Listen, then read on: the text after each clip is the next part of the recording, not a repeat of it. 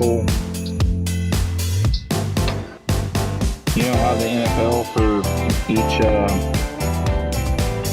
each team, each player or guy that comes up to announce it.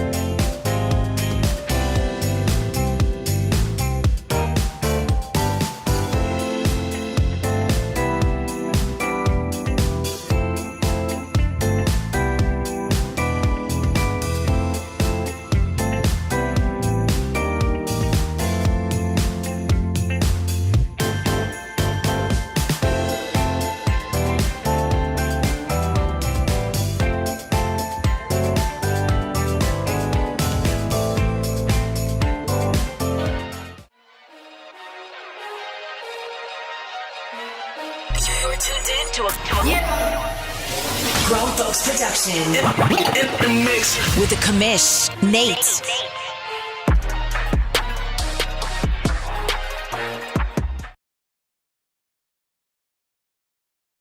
Press the button. I don't know what happened there, friends. I pressed the button. We were supposed to be going live there.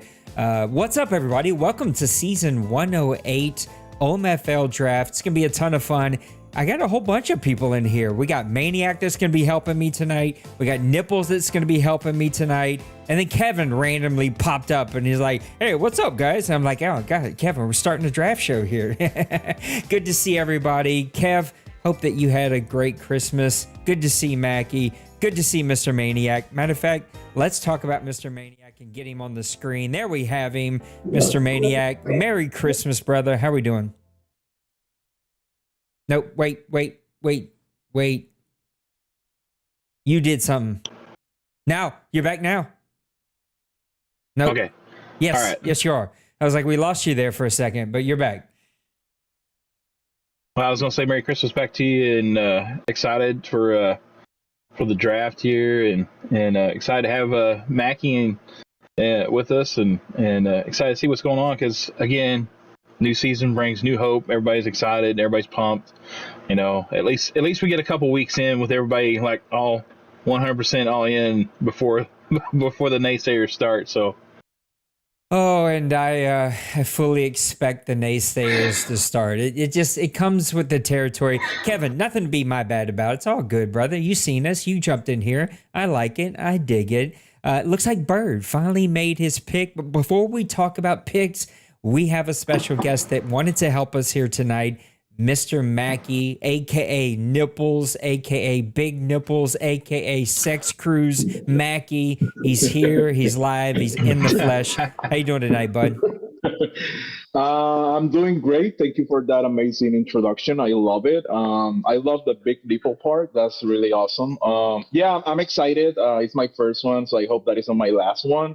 You don't ban me because of the stuff that I'm probably going to say here.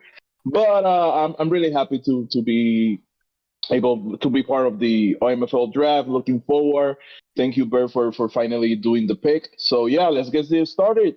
Well, let's get over here and talk about where we're at. We're about 15, 20 minutes or so away from the draft getting started. I had to pause there for a second because this new transition cuts down and brings back my voice. I got to figure that part out. But we got a couple of teams to talk about here, and I'm actually going to have to figure out another way to do this. Anyway, I'll work on that part. Let's talk about a couple of these picks. First up, the number one pick of the draft in season 108 was Mr.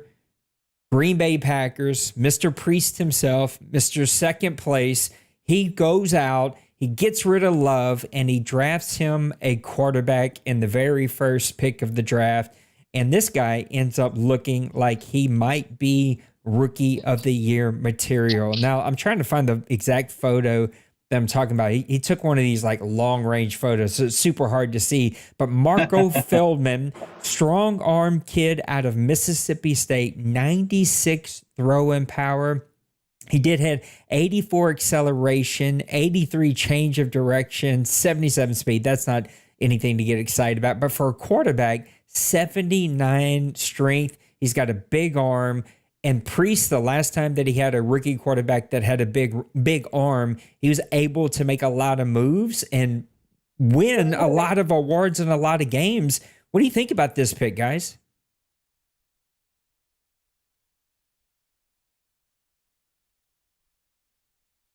No, we're just going to sit silently and stare. Okay, I'll start I calling on thought I people. had myself muted. Yeah, I mean, I really love I really love the pick. I mean, it was pretty obvious what he was going to do after he got rid of Love.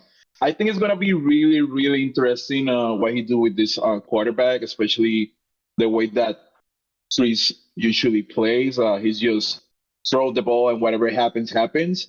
So I completely agree. I do think that he's gonna make maybe at least like 40 touchdowns or a little bit more, but I also expect to have like 60 interception. Nothing against Brees.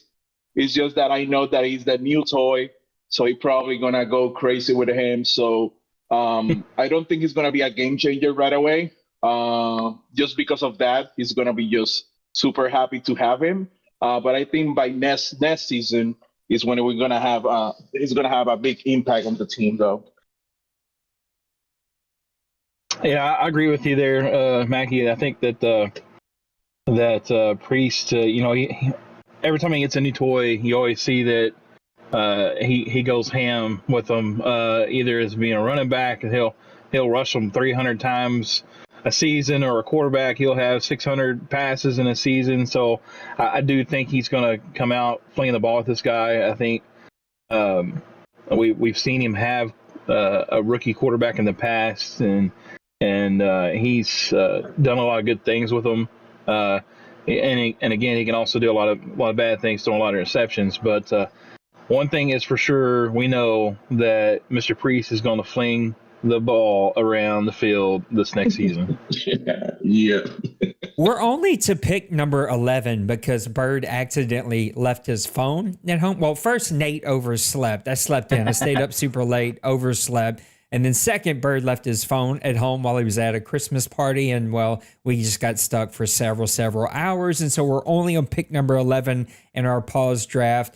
What other picks in these top 10 caught your eye or think are really good players that we should be keeping an eye out on? I guess I can go this next time. Yeah. There were several picks that were phenomenal. If you look at the board already, I think one of the biggest ones though that we're going to look at and we're going to see us make a big impact this next season is the quarterback for the Patriots, Rusty Starr. The guy has got every bit of attributes that you would want to start off with a quarterback, and I just think that's going to fit Lost Sniper's offense very well. He's already got a solid core there, and we've talked about it before. We thought he was just missing a quarterback, so enter Mr. Starr to New England, and I think it's going to be a big deal for him. He's the one player that you and I talked about at Press Pass Live that was keeping him back. He needed a quarterback, and I believe that could be the guy that gets him over the hump. And with the Patriots competing in the AFC completely changes. It's going to be a ton of fun to watch what happens over there in the AFC. Speaking of the AFC, we know one of those guys that you and I talk about all the time, Mr. Mackey here. Mackey, what caught your eye in this draft? I wanted to say the same about Rusty Starr, that quarterback for the Patriots. It's just a loss. He's such a great guy that I'm just happy that he finally got someone that I know that is capable, to push far to the playoffs.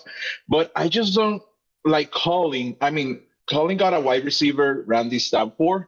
I'm kind of upset because I was looking about that guy as well. So I don't know why he got it so early. It was like round 2 or 3. So I was kind of upset to see it go so quickly. But I just don't know why he got another wide receiver. I know he has, I don't remember the guy that he already have, which is amazing wide receiver. The thing is about Colin is that he has not been the best one passing the ball, regardless of what wide receiver he has. So for me, kind of interesting of why he went wide receiver so early, especially in the draft. I'm just looking forward to see what he's going to be doing with his team. I don't know if he's going to be trading some other players, or it's just because he just wants to keep passing the ball until he figure it out. But we are in December, so we have like 3 more seasons. So I don't know. So even after he didn't have a quarterback last year, He let Prescott walk, who he bought in last year. I don't know who's going to be his quarterback. I feel like he's proven a point That's here. so true. I forgot about that. He just got rid of Prescott. So I really don't know what exactly Colin is trying to do. I'm just know that I'm a little bit upset that he got it so quickly. But yeah, I just don't know. It's an interesting pick for me though. 97 speed wide receiver. If Colin can find half a decent quarterback, he's going to put up crazy. I don't know if he'll win games. Yes, sir. But Colin's going to put up crazy numbers and try to break receiver records again, which he's done before. The guy that I also wanted to talk about was Pepper and the Jaguars, loaded with talent. Pepper steps into there, starts to win some games. He's kind of reinvigorated. He's got his passion back. He's got a young team with a lot of fast, good pieces. Well, he goes out and drafts him a 94 speed hidden development cornerback that's just going to come in day one, start on the outside, and start shutting guys number one wide receiver out. The Jaguars are going to be a team that everybody's going to have to take note of and be wary of because they're going to make some noise in season 108. Yeah, absolutely. Yeah, there's been some prize picks. I think with Denbrew getting that cornerback, like you said, I think Pepper and Denbrew picked cornerbacks back to back in the draft, and both guys are going to be extremely good for both those teams. I mean, anytime you see like an owner like Cincinnati with Denbrew, he gets a cornerback with that type of attributes. It just adds to his defense, to his strategy, and it just makes it that much more tough for those guys in that division, and ultimately the whole OMFL to compete with such a good owner as Denbrew. Let's do something we never get to do, and that is do a pick live. Walk us through your strategy. Where are you at with your team? Nobody can steal anybody. Like, it's your pick. Walk us through what you're thinking for your team, and let's make this pick live right here. Yeah, so basically my team right now, my offensive line, I lost a couple guys on my offensive line. They're a little bit weak. I could also use some actual playmakers at the outside at wide receiver. I do have like Drake London and Tolbert. Those guys have been phenomenal for me, but I don't really have a lot of speed at the wide receiver mark. So that has been something that I've been wanting to address as well. But then also I have to look at, I had like the 9th overall offense during the OMFL season, even though I struggled to get wins this last season. But my defense was the Achilles heel of my the whole thing. So I've got to get stronger up front on the defensive line and at my linebacker position. So, but with my team, I've got a lot of players that are good at certain positions. But I'm looking at a lot of depth. I need depth, and not just like bodies. I need depth that will actually come in and actually be something that this season they'll actually participate in and help me to possibly get some wins. And so I've got right now. I've kind of limited down. I've limited down to 5 players right now that I'm looking at to make this pick in this team. This pick spot. is not getting in before we start. My guys got it down to 5 players. We're not getting. There's no way. 5 players.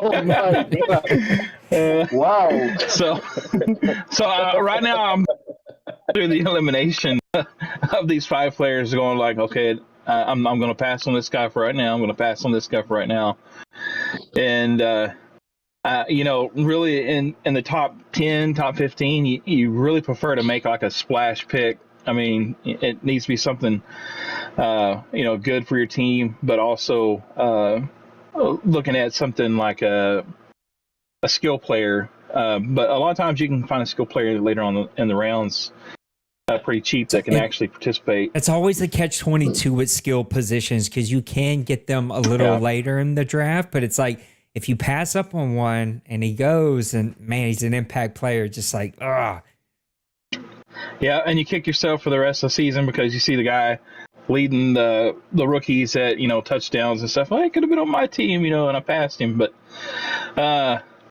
with that said, I'm gonna go ahead. I'm gonna kick myself probably for doing this, but this guy actually I looked at several times. He's got a lot of potential.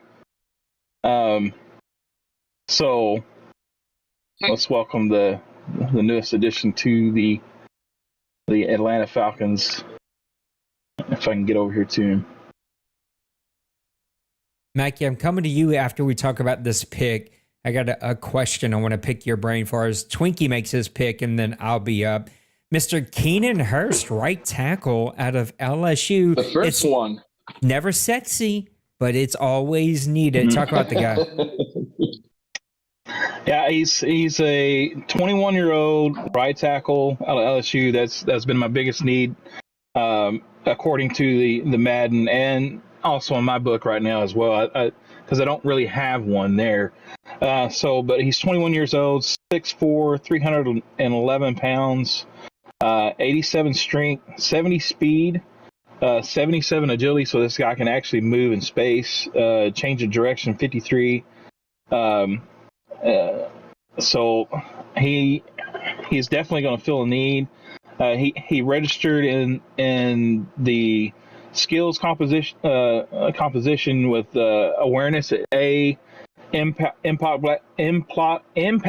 Well, I can't even talk now.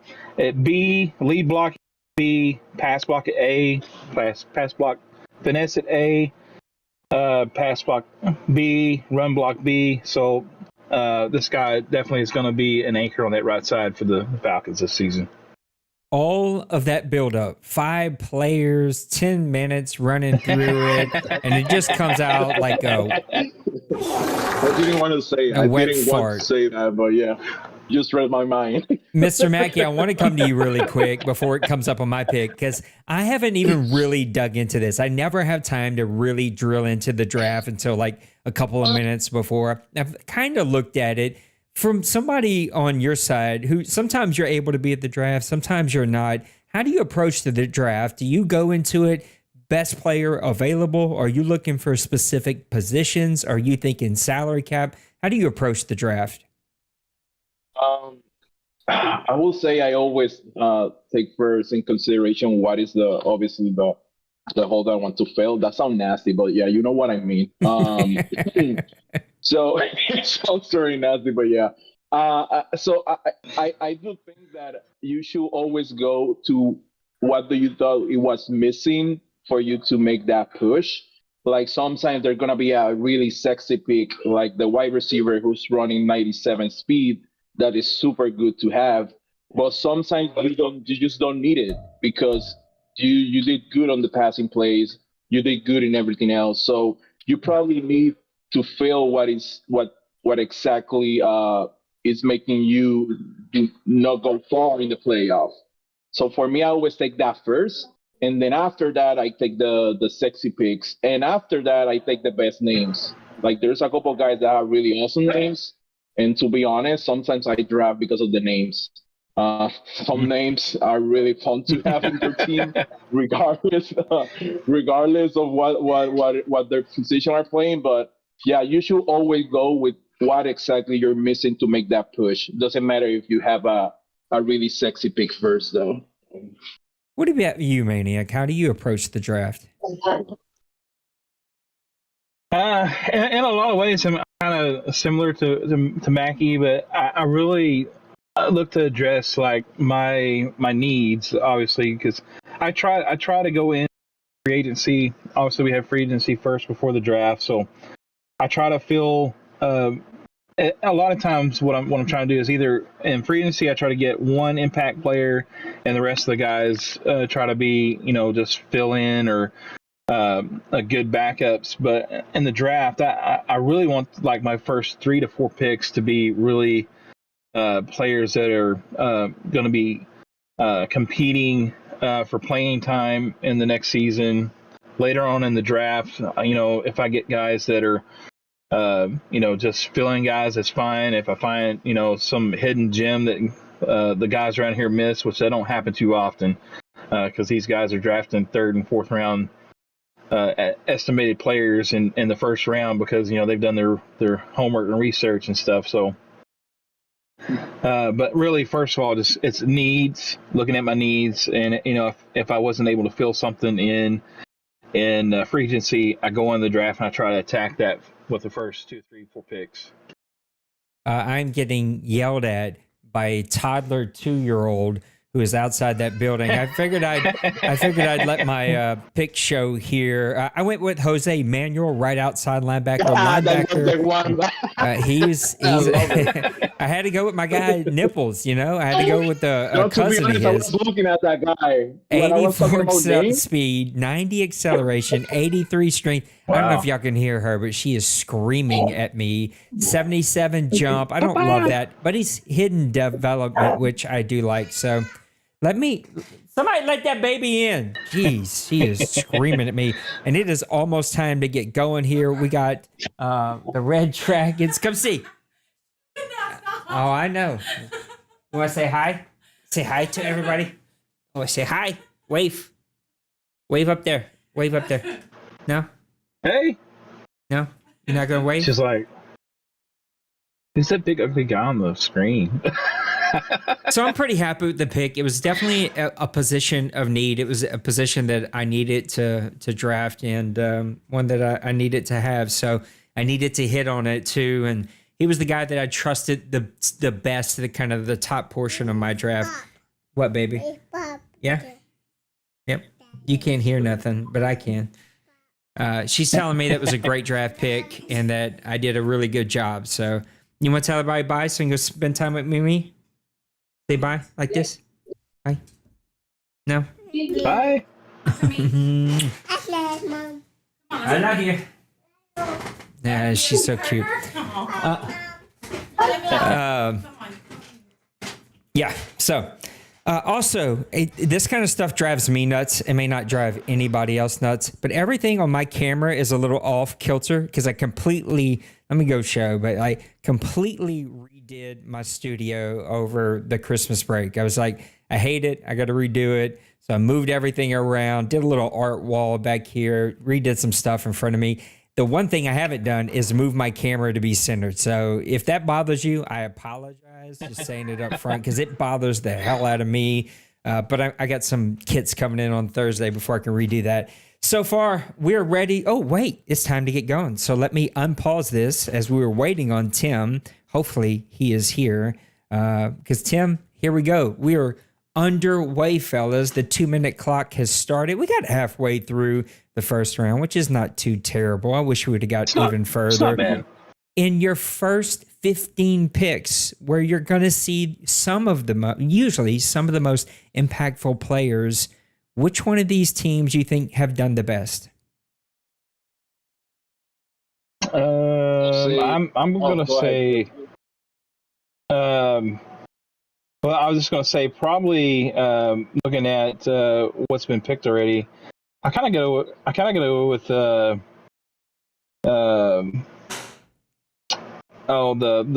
Patriots. I think that the impact player with the quarterback, it's got to be the most impactful so far. That's the one. Yeah, I completely agree with you. That's the one. I'm just so happy for Lost, to be honest, that you finally got someone. Lost that's is the my one. guy. And I also I'm love with the you. name, though. Yeah. Oh, we got a new subscriber. Thank you, Mike Bernard. Appreciate you. Thanks for hanging out with us tonight. You guys got to see the new stuff as I got that all put on. But yeah, it's good to see some guys jumping in and being a part of what we're doing. Go ahead, Mackie. Finish that thought. No, that I completely agree with everyone with Manny about Rusty. It's just that I also love the name, to be honest. Rusty Patrick. Yeah, it's a good name. It looks really good. But it's just whatever, like the stats that the guy have, it looks really, really good. Like 94 throw power, even acceleration 89. He's a beast. I love it. I love it so much. So far for me, early in the draft, the surprise has been a couple of offensive linemen. Anytime you see guys contain themselves, because that's what it takes, containing yourself. and picking the unsexy offensive lineman because you know you need to get stockier and bigger and better and stronger up front. I like it.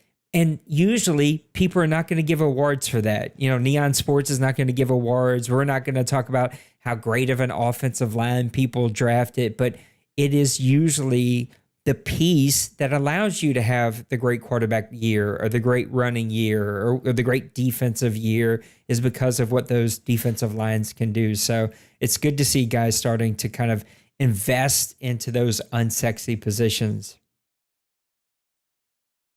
Yeah, with me, for just example, I got Parker Colt, really good quarterback, but I was sacked like almost 40 times. So that was one of the things I wanted to do. Is I'll be honest, it was I'm up again. It was one. Oh yeah, look at you as you make your pick. It was one of the reasons he didn't make the Pro Bowl. If he has half of those sacks, he's in there as a third quarterback into the Pro Bowl because he had a really great season. But when compared to the other great quarterbacks, he just had twice as many sacks. Mackie, we're seeing a lot of tight ends go early in this draft. Yeah. You're a guy that got rid of a great tight end. What's this? What's this love-hate you have with tight ends? So that was my plan, though, to get another of those tight ends. And both just went in the first 15. No, 18. 17. Yeah. I don't know. Maybe they're gonna do the same thing as me. Maybe they're just gonna draft him to get more picks out of it. I just don't know. Like Chief, for me, surprising. This is his second pick in the first one, or is this just the first one? No, I think this is the third one that I've seen go off the board already. But for the Chief though. Oh no, for I think this is the Chiefs' first pick. Oh, so for me, it's kind of surprising as well to see another tight end go so quickly. Yeah, I mean, my plan has changed in everything. The speedy wide receiver go already. Both tight ends go already. So yeah, this season's gonna be bad. Yeah, I think Kevin raises a great question in the chat. He said, I wonder if Shocks is going to cut Khalees, but I think he's got to start preparing for life without Khalees. He's got to be up there in the mid-30s by now, if not late 30s. And so, yeah, he's got to start playing. There he is. Shocks is in chat just saying, yeah, he's going to be retiring. We see our third or fourth tight end already off the books here. Tight end Nathan Calhoun out of South Carolina. He's going over to the Seattle Seahawks. I didn't even get to see who you picked, Maniac. I picked the middle linebacker, Sting Lee. How'd he go? I love it. And he's 89 speed, 73 strength, 72 change of direction, 87 acceleration. The thing that caught my eye with when I was actually taking a look at him, his awareness is going to be high. He graded out as an A, block shedding B, so coming out really good. Play rec, he scored an A. Man coverage, C, but zone coverage is an A. So this guy is definitely going to be someone to patrol that middle of the field for me.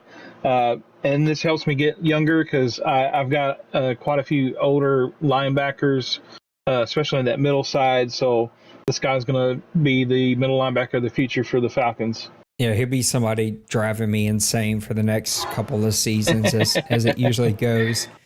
Gerald Minter, right in out of Clemson, he goes over to the Las Vegas Raiders, who had such an amazing season. He had to go get his quarterback last year. I haven't looked at the updating votings, but I know he was up there in Rookie of the Year votings. He was right there battling it out. The Raiders made a lot of noise, gets into the playoffs, kind of didn't go as far as I thought he was going to go. He had that running game really humming, and now he's starting to invest into some defensive pieces. What do we think about the Raiders, Mr. Mackey? I'm just trying to get my pick, though. Let me just give me 1 second. No, go. Mr. Maniac, you and I talked about the Raiders a ton. What do you think about them? Yeah, I think he's slowly building this team up to be a powerhouse. I think with that quarterback that he's got, he's going to be a solid guy for for seasons to come. Possibly even could be an import for him. I'm not sure exactly, how old he is or whatever. You just never know. Sometimes those guys are pretty young, so they tend to go over real well with the next Madden. But he's really investing. He had some good defensive picks last season, also later in the rounds. But you see him now; he's getting that left end here early, so he's just building up on that defense, trying to make it stronger to make a push. The left guard for the Red Dragons, picked at number 16, 97 strength. This guy is an absolute monster. 6'3", 332 power left guard out of Texas. A normal development, but you guys know how I feel about developments. It kind of is what it is. I don't think it is as big and important as it used to be. This guy's going to step in day one and be an instant starter for the Red Dragons. The Texans. Yeah, I would agree with you. They're a team I want to talk a lot about tonight. You guys know how I feel about Roger. He is my brother from another mother. I love that guy. And health has just kept him from being the team he truly could be. But we've seen him go out. He thinks he's going to field the best offensive line in the OMFL. He's got the quarterback situation not quite figured out, but a young guy that I think he can figure it out. He's got some weapons on the outside, and now we see him bringing in some defensive weapons. What are we thinking about the Houston Texans? Yeah, I think he's really starting to kind of build this team the way he wants. I hit him up a couple times about a couple of trades, but he was like, no. He said, I'm building this team. I've got this guy. He's where I want him to be. So he's got a plan. Roger always does really well in the drafts. He's probably one of the better drafters here in the OMFL and grown folks across the board with all the different leagues and stuff. But he's definitely got a plan set up, and I really hope to see Roger, with all those plans and stuff, that he can put it into action and get it going.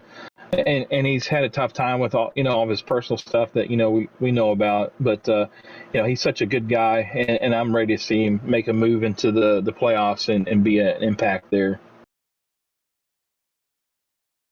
Yeah, I mean, I trade actually with Raj. I gave him a Stanley for a second round pick. And the first thing he told me, I have this guy, and I have Kelsey, I have this guy, I have this guy, I have the other guy. I was like, oh, wow.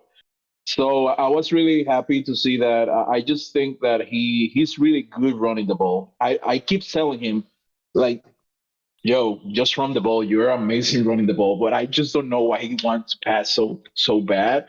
I think he's one of the best one. Yeah, he loves it a lot, and that's when he makes the mistakes, though.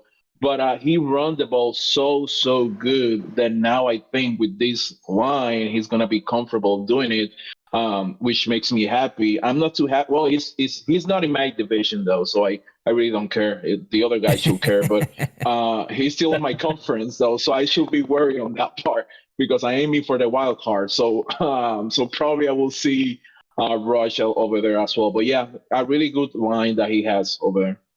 Old but good line. Here's some updated information that'll make everybody roll their eyes. Deion Samuels, he gets drafted by the 49ers with, I think, the 18th or 19th pick here. A 6'2", 210-pound cornerback who's only 20 years old from Florida State. 92 speed, 93 acceleration, 87 agility, 92 change of a direction, 92 jump, and he's hidden development. Just another superstar going to play for the 49ers. He's got 11 cornerbacks on his roster right now. He loves cornerbacks. He needs another one. Yeah, this guy is an absolute stud. And one of the better players that we've seen get drafted here, Peter Morrison, left tackle out of LSU. He's going to go play for the Tampa Bay Buccaneers. Tampa Bay, Mr. Mackey, I'm struggling to call you Nipples Mackey. I don't know. I just got to make up a decision in my mind. The Tampa Bay Buccaneers had this amazing season. He got it felt like all his safeties, all of his wide receivers, his quarterback had the best year in the entire OMFL. He's going to win a ton of awards. He has this amazing season, and then he falls flat in the playoffs. What is Tampa Bay going to need? Because you've been there to make it all the way to an OMFL Bowl. I think he was there. It was just a bad day. That's about it. He has everything. You always have. So the thing is that it's playoff, so you cannot lose one single game because you're out. I think he only had one bad game, and then Big Hurt with the new team was really, excited. So he was confident. And when you are the underdog, usually during the playoff, it gives you a little bit more momentum. Maybe Kevin felt too comfortable against Big Hurt, similar to myself when I did the Condors. Really, really, really similar because I thought that he was like a new guy. Not new guy, but you know what I mean. Yeah. A little bit. I've been here. He has not been here so much. I've been here. So it should be a little bit more, not easy, but not challenging as maybe Jets. And boy, I was so wrong. So yeah, I think he's gonna be there again. And I will put maybe Kevin next year. It will be in the conference final. I'm pretty sure. Now he has a tackle, so he has everything. I don't know what he needs. I really don't know. He has everything. Real life NFC South, some of the worst quarterbacks in the entire NFL.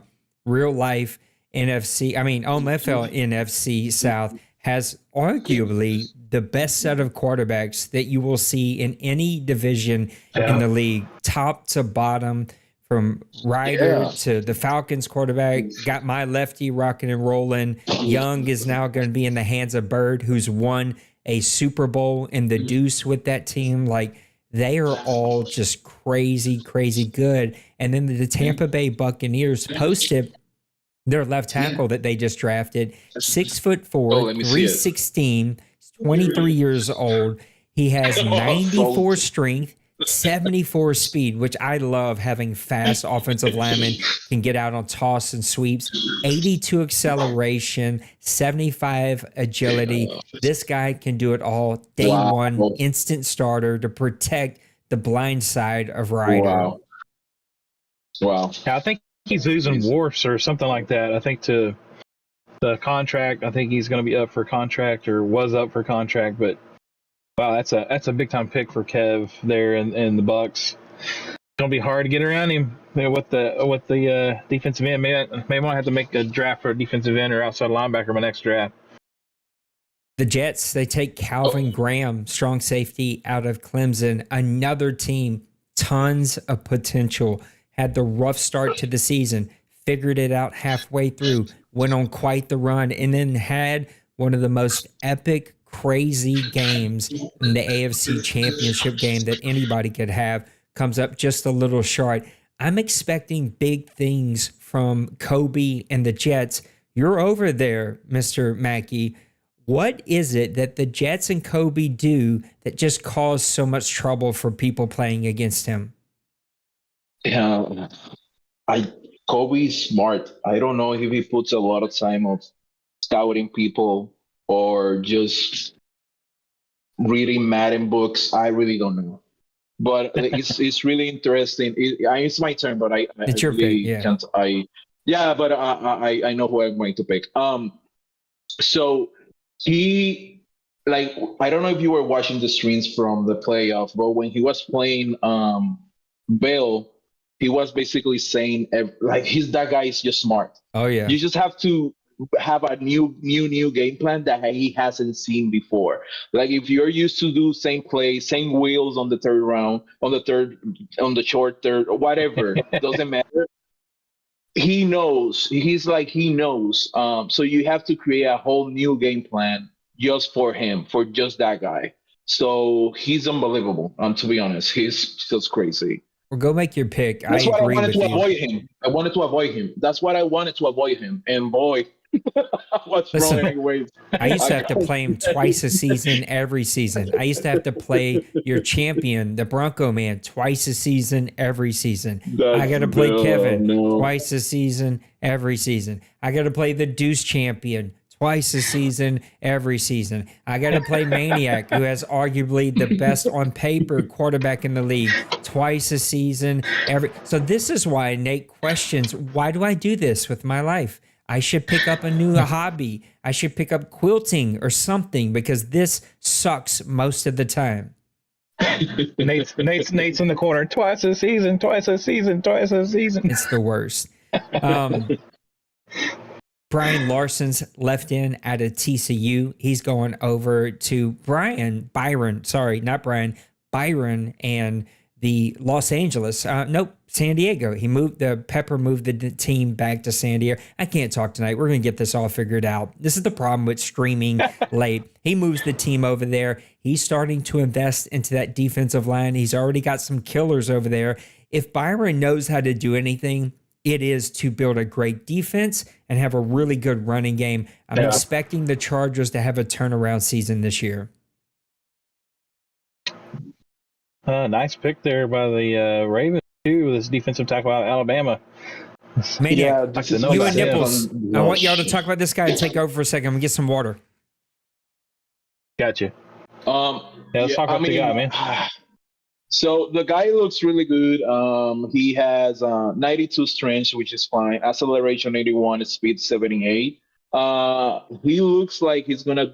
I don't know. This is my second defensive tackle in the first round. I'm just trying to get a home run, and it wasn't. Yeah, it's just that you have to stop Brew and Cincy. Cincy is more balanced. But Brew has that running back, McGee or whatever. Is his name. And that guy is crazy.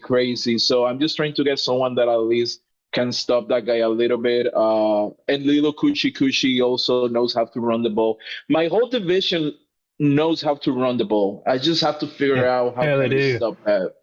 Yeah, so I mean, it looks like a speed rusher mostly. It's not gonna be a defensive tackle. So let's see how it goes, though. I'm not too happy. What do you run? Do you run 4-3 or 3-4? So actually, that's something interesting. This year, for my first time, I'm just gonna change to 4-3. Oh, in my whole 6 interesting. minutes. Okay. Yeah, so it's gonna be something. Yeah, I didn't want to say that on stream, so no one knew, but. Yeah, thank you, Maniac. So now everyone. Can't tell the bag now, so. Yeah, I'm going to try something different. I'm going to try to do 4-3 and see how it goes. I do have amazing linebackers. I have, as you know, Quinn, Smith, and then I have Simpson. Simpson is really, really, really a really nice one. He has like 93 speed, 78 coverage. So it's good. Yeah, but he's I a just thumper don't have too. line. Yeah. I have a really good linebackers. I just have to figure out the line. So let's see how it goes, though. See, I'm normally a 4-3 guy myself, but this season the Falcons were built for 3-4, so I've kind of stuck with 3-4. But I've been in the back of my mind questioning, like, should I move to 4-3? Would that be better? Probably I'm going to stick with 3-4 this season. If it doesn't work out again, I'll probably be making the move to 4-3. But I see the Dolphins here picked up a right tackle from Auburn, Mike Moran. The third one. First round. Yeah. And, the Dolphins with their team, they got speed everywhere. I think he even picked up another speed wide receiver in free agency. Everyone is like 97, 96. Oh. Yeah, if you got a cornerback that's 90, 92 speed, you're in trouble. I mean, because you ain't got nobody to keep up with them. So, and here we got the NFC champion, Mr. Trey and the Lions. What? They're going. Whoa! Now. Whoa! Wait, what? They picked a quarterback. Kyle Grubbs, quarterback from Georgia.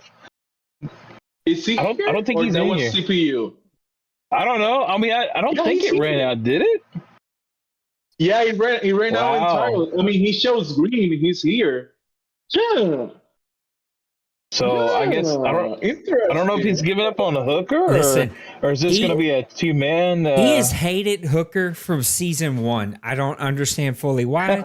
If I know him, he's got a long list of reasons, but that is amazing because Hooker was like 12 of 13 for 78% of that game in the OMFL Bowl, and he should have won. He got his team right there to the end before I think I almost called him 00, but before I thought that he just made a really bad play. If for those of you who don't know, 00 is the Lions owner here for 100 years, and I was thinking about him today, so he was top of mind. But that is just absolutely crazy. Wow. Interesting. Yeah, I wonder if he's gonna try to move Hooker. Wow. See, I almost pulled the trigger on this guy here. Kevin Lashley. Lashley. I almost pulled the trigger on that second pick I made on this guy. So listen to this guy. 6 foot. I don't love the height, but 182, 23 years old. Don't love the age. Out of Georgia.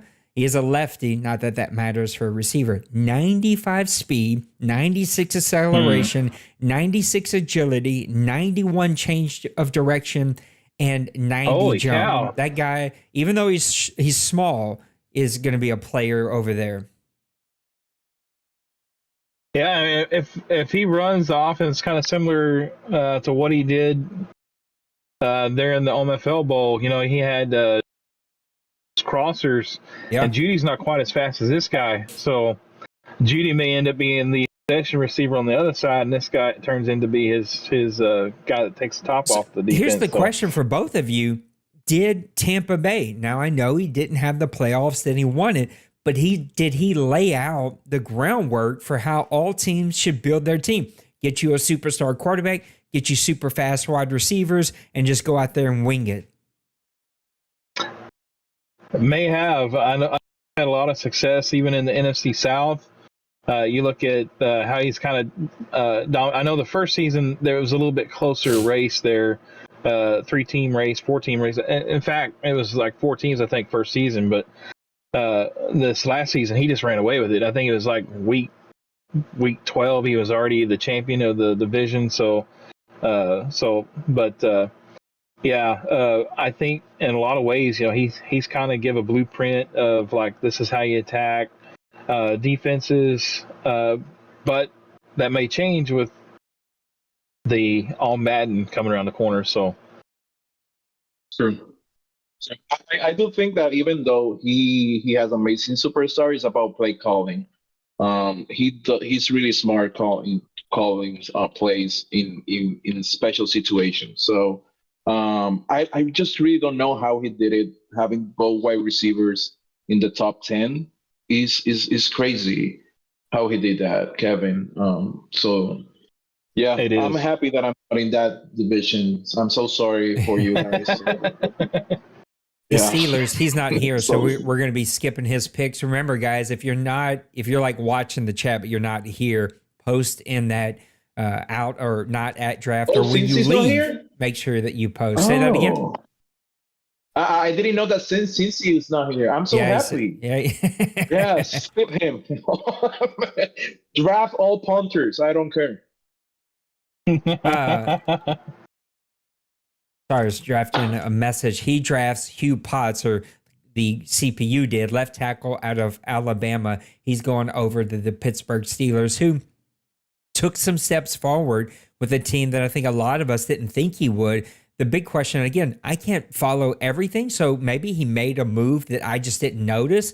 What is he doing at the quarterback position? You could see he was trying to trade his quarterback, so he's definitely trying to come up with a plan here. So what is that plan? To be honest, I don't know. Maybe he just like after today decided, you know what, I'm just going to stick with Ryder and go with that, or maybe possibly he had that guy that just got taken by the Lions set to be his next draft pick. So that could have maybe threw a little bit of a monkey wrench into his plan. So it's kind of hard to tell, but that could be a possibility. Yeah, Cincy is crazy. Yeah. Oh, I don't have I anything to say about my division. pressed the button. Hold on. Let me close this. My bad. Hold on. Sorry. Stop there. Close this. Sorry, I pressed a button and didn't want to do something. Anyway, he just posted a picture of Kel Grubbs, the Oh, 23-year-old. let's Can y'all hear me still? Yeah, we're still here. The Yeah. 23-year-old quarterback out of Georgia, a lefty, so he's going to have that against him. That takes some getting used to. Oh, 90 wow. throwing power. He does have Wow. 86 speed, 88 acceleration, 91 change of direction, but not a massively big arm. He is a scrambler, but in my opinion, Hooker already adds that to your team. And so I don't know what the plan is here. I do know that Trey loves his development. He wants guys to have superstar. And what I remember, Hooker was not, I think he had built him up a little bit, but was not like super high. And maybe he was just hoping he would get an X Factor style quarterback. Yeah. Yeah, he's got a great point. Hooker is pushing 30 already because he came into the OMFL Oh, wow, a much already? higher age. Yeah, because I think he joined as a rookie at 27. Oh wow, yeah. So he's Oh, he's an wow. old guy then. Okay. Yeah, Oh, wow. he was a So that 5-year was starter or smart something then. like that. Yeah, it was smart. I think he was a smart. He 6-year. looks good. I think he was a 6-year college student. I think he had an injury. He had the COVID year, so I think he was a 6-year transfer player. Jake Britton, center out of Utah, 22 years old, 315, 6'5", another hidden development. And Maniac touched That on was this. my guy. Nipples, I know you know that as you go up to make your pick now. You cannot wait on somebody here. Maybe in rounds Yeah. 5, 6, and 7, you can wait. But if you see a guy that you want in rounds 1 or 2 or 3, you better go get him because ain't nobody getting skipped over in the OMFL. People are getting Yeah. picked. And this guy is a perfect example. 70 speed, which I like, 87 strength, 79 acceleration, and what else are you going to talk about for an offensive lineman? A guy that should step in at that center position, have the speed to get on the second level really quickly, and if he can get his center on the second level, it's going to break out into some big runs. Yeah, that's I've seen some issues with that. At the same time, it seems like a lot of the actual players in the NFL are a lot slower. Like talking about like centers, seems like they're really slow, and you'll hear in the games like they have a hard time getting to that second level, and when that happens, it just messes up the run blocking scheme. So, and you'll see. I've been one, and this is one thing I did. I cut my center that I had. I started noticing he was having trouble getting to the second levels because he was slow. But then I did some rearranging of my offensive line a little bit, and so I think I've got a good setup now. But you'll see those guys, and maybe some guys are starting to realize that the guys not getting to the second levels that are maybe struggling with the running some. So be interesting to see if that's a theme or if that's just something just like this guy here. Nibbles he was low round, but he's got some phenomenal attributes. Yeah, At least that's what it shows. I just did it because of what Ned said. He was like 300 something on rank, post undrafted and everything. But the way that he run on the, I mean, it's gonna be good. It's gonna be good. I don't have any tackle as for now. I just traded Stanley, so it's going to be interesting though. But I just had to do it. I was just afraid of someone taking it. So let's see how it goes. Chuck Ugh. Norris's nephew Besides- just got drafted by the New York Giants, Charles Norris. So who knows? Maybe there's Pepper's answer. We've all been asking for 2 seasons. What are you doing over there? And maybe he's got his answer. I don't know. Peppers is not usually a guy that posts a lot of photos, but if you're watching Pepper, we'd love to see a photo of this guy and see exactly Come on, Pepper. how good he is. But I keep saying Pepper. My bad. You're right, Kevin. Colin. Sorry, Pepper was the Giants for 18 years here, right? It's still stuck in the head, but Colin, has maybe answered the quarterback situation over here. Oh, he's on remote play, so we're not going to get a photo. You still take a photo with remote play. 94 throwing power, though. Let's see. Maybe he posted here in the main chat. Yeah, Colin said 94 throwing power. So a guy that's got a big arm, and Colin can work on the rest. He's got the speedy receiver.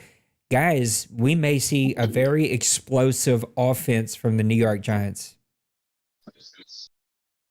Yeah, Colin is one that can put up some points.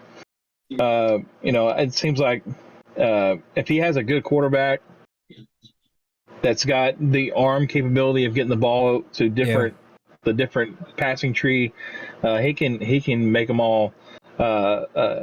He's done that in the past. It'll remain to be seen going into this season, but my vote of confidence would be look for Colin to put up a lot of points in this next season. I agree with Kevin. I'm just ready. Might throw 50 touchdown and 15 interception. Yeah, I completely agree with you.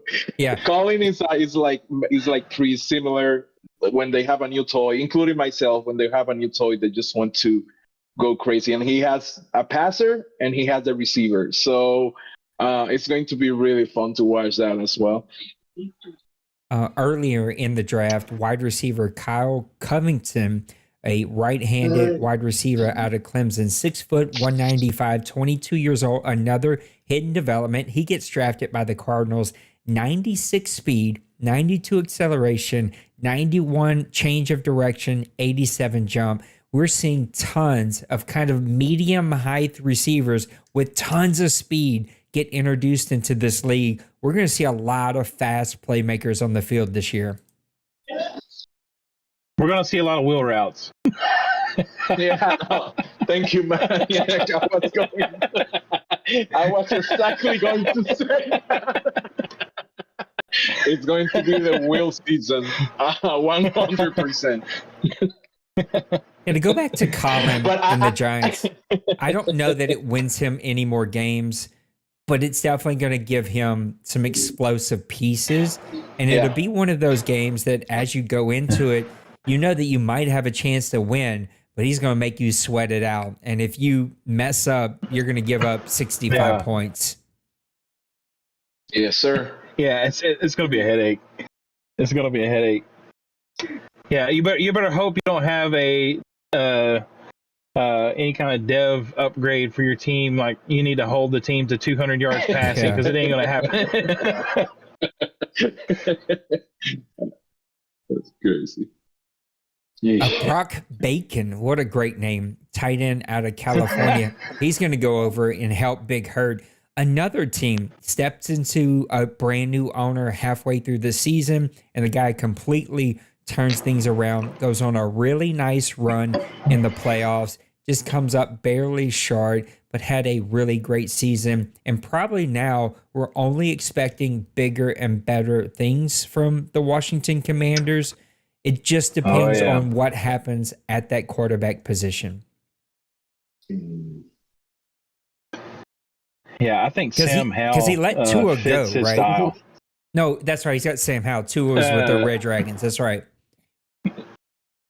But I think Tua got let go from the Red Dragons. But I think the Red Dragons are going with Carr for their starting quarterback. So Derek Carr. But yeah. Oh no, that's gonna be bad. So, but yeah, the Sam Howell seems like that is the type of style of quarterback that fits Big Hurt.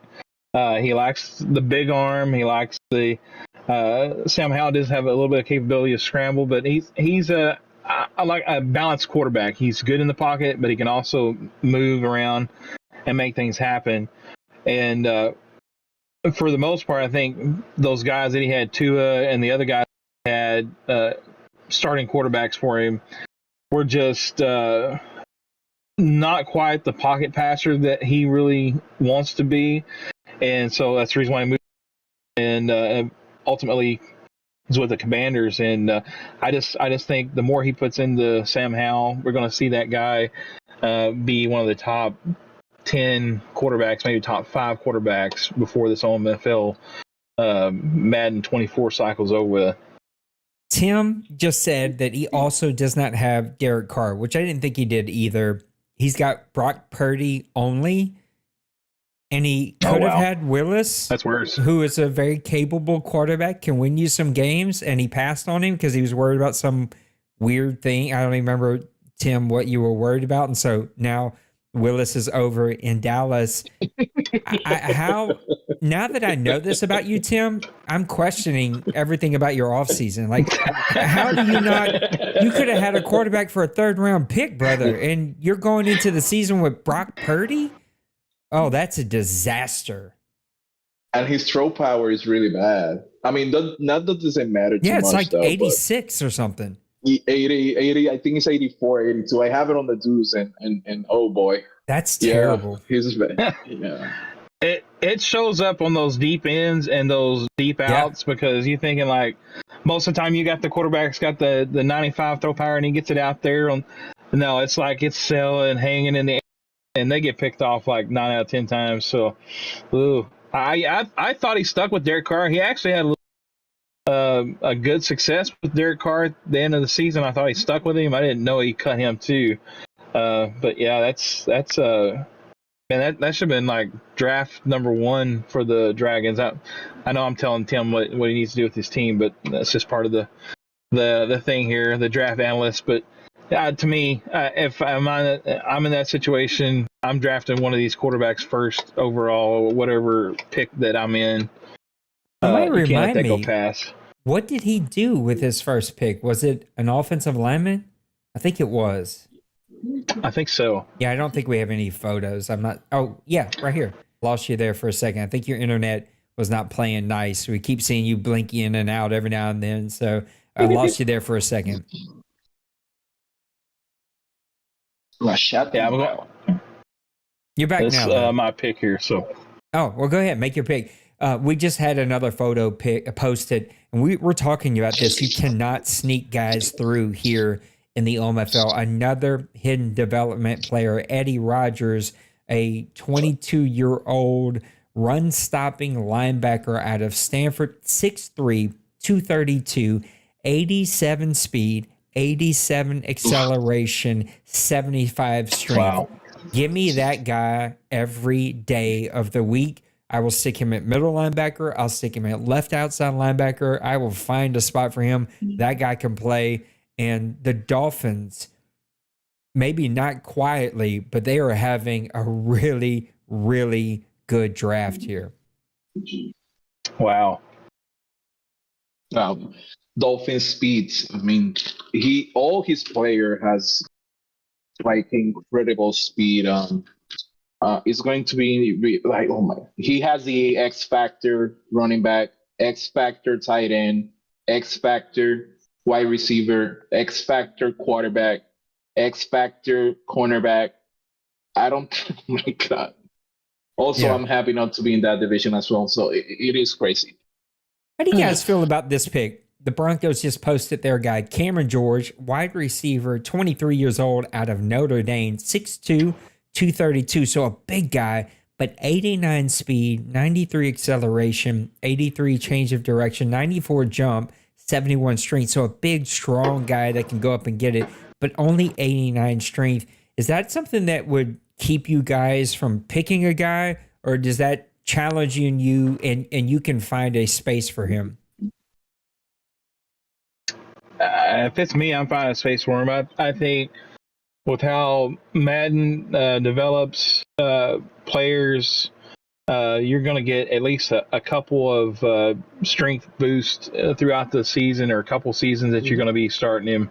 So I think that's a serviceable guy that you get in, you can plug in, and he can be a part of that team. Nipples, you like big, strong, strapping young men who aren't as fast? I was just laughing as soon as he started saying that. I mean, I agree with I agree with everything that Maniac said. I mean, speed kills everything. So yeah, it is how Madden goes. Every Madden, speed kills everything. Doesn't matter strength. Doesn't matter everything else. Yes. Looks like we got the Rams checking out. So we're going to start simming the Rams and the Steelers, as both of those guys are not going to be here. But the Rams did just post a photo, another really speedy wide receiver, 5'11", 188 out of Wisconsin, 21 years old. He's got 94 speed, 93 acceleration, 90 change of direction, 88 jumping. So we're seeing kind of these medium, these like 5'11", 6 foot. We're seeing a lot of these guys with a lot of speed getting drafted here, at least early here in the draft. And wide receiver, to me, and linebacker have been the two positions that are almost cleaned out. If you needed one of those positions, you better take them here soon, because there's going to be literally no one left. Where are you That seeing was those what I was photos, afraid of. Nate? They're in the Discord chat, so both the player snapshots, where if you're listening, that's where I want them, but a couple of guys have posted them in the main forum, Oh, so that I'm makes kind of going sense. back Okay. and forth. Yeah, I was in the player snapshots. Oh, okay. yeah. Some guys just Come don't on, read. people. Earl Griffin, middle linebacker out of Texas, he was rated to be a top 5 pick. We see him go here, pick number, I think it was 15, 14, 15, something like that. So a guy that kind of falls in this draft is not going to have superstar speed, but he could be strong, could be one of those guys just kind of jam in the middle. He's sort of like that Sam Mills type of player. He's going to be a thumper. He's going to be a run stopper. He's not going to do a ton in the passing game, but it's just going to be that solid guy that you can put there. And Twinkie has shown that he's got some really good defensive players over there. He's building a very good team. Yeah, he really is. He's been put a lot of work in. He's actually been really more competitive this Madden than he has in the last couple. Really glad to see that from him. And he's got a good team. I mean, the Eagles are a good team to start off with in Madden, especially Madden 24, because they are. There's weapons on every spot of that team to start off with, and I know when you get into season 3, 4, you start losing some of those guys. You can't sign them because you just got to work with a cap. But interested to see how he does continuing building that team to maybe to be competitive, to stay within what he likes to do. So, but I give him a plus for right now. Yeah, Twinkie is doing really, really good on the draft as well. Something that I like about Twinkie is that I played him, I think, 2 times already, and he doesn't give up. Like when you think you won the game, he does not give up. So that's what makes him a really good player. I do think this is gonna be the season when he's gonna go far. So oh wow, Baker cornerback is also really good.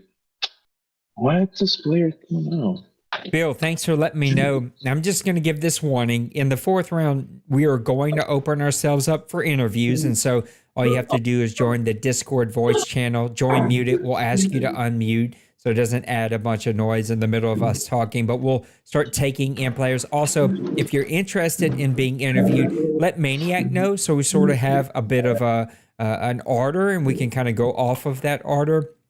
But also, as Bill said, if you're not in the CFM by the time we get to round 4, I'm skipping you. So if you leave and you're coming back, and I'm probably going to skip you if you're not there when it's on your pick and I don't see you. Or if no one tells me, then I won't know. But if people start to say, hey, this person's not in the CFM, I'm going to skip you. Bill, I didn't do it this time because it's early. And so, if guys are popping back and forth, with Priest, he's traveling, and so he may not have great internet service. I don't know if he's going to be in or not.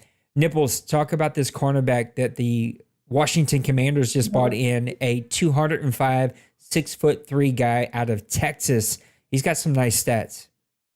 Yeah, he has nice. He's 6'3" with an 88 jumping, 93 acceleration, 92 speed, 73 strength.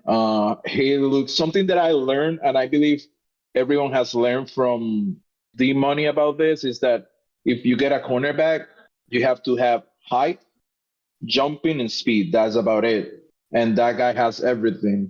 So it's going to be really interesting. Who is the cornerback right now for Washington? Who's the main one? Uh, They don't have anyone, I right? want to say.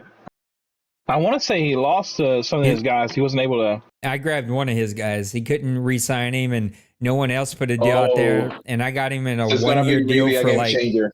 $8 million. He won't even start for me, but it was like, I have free money. Why not bring this guy in on a one-year deal?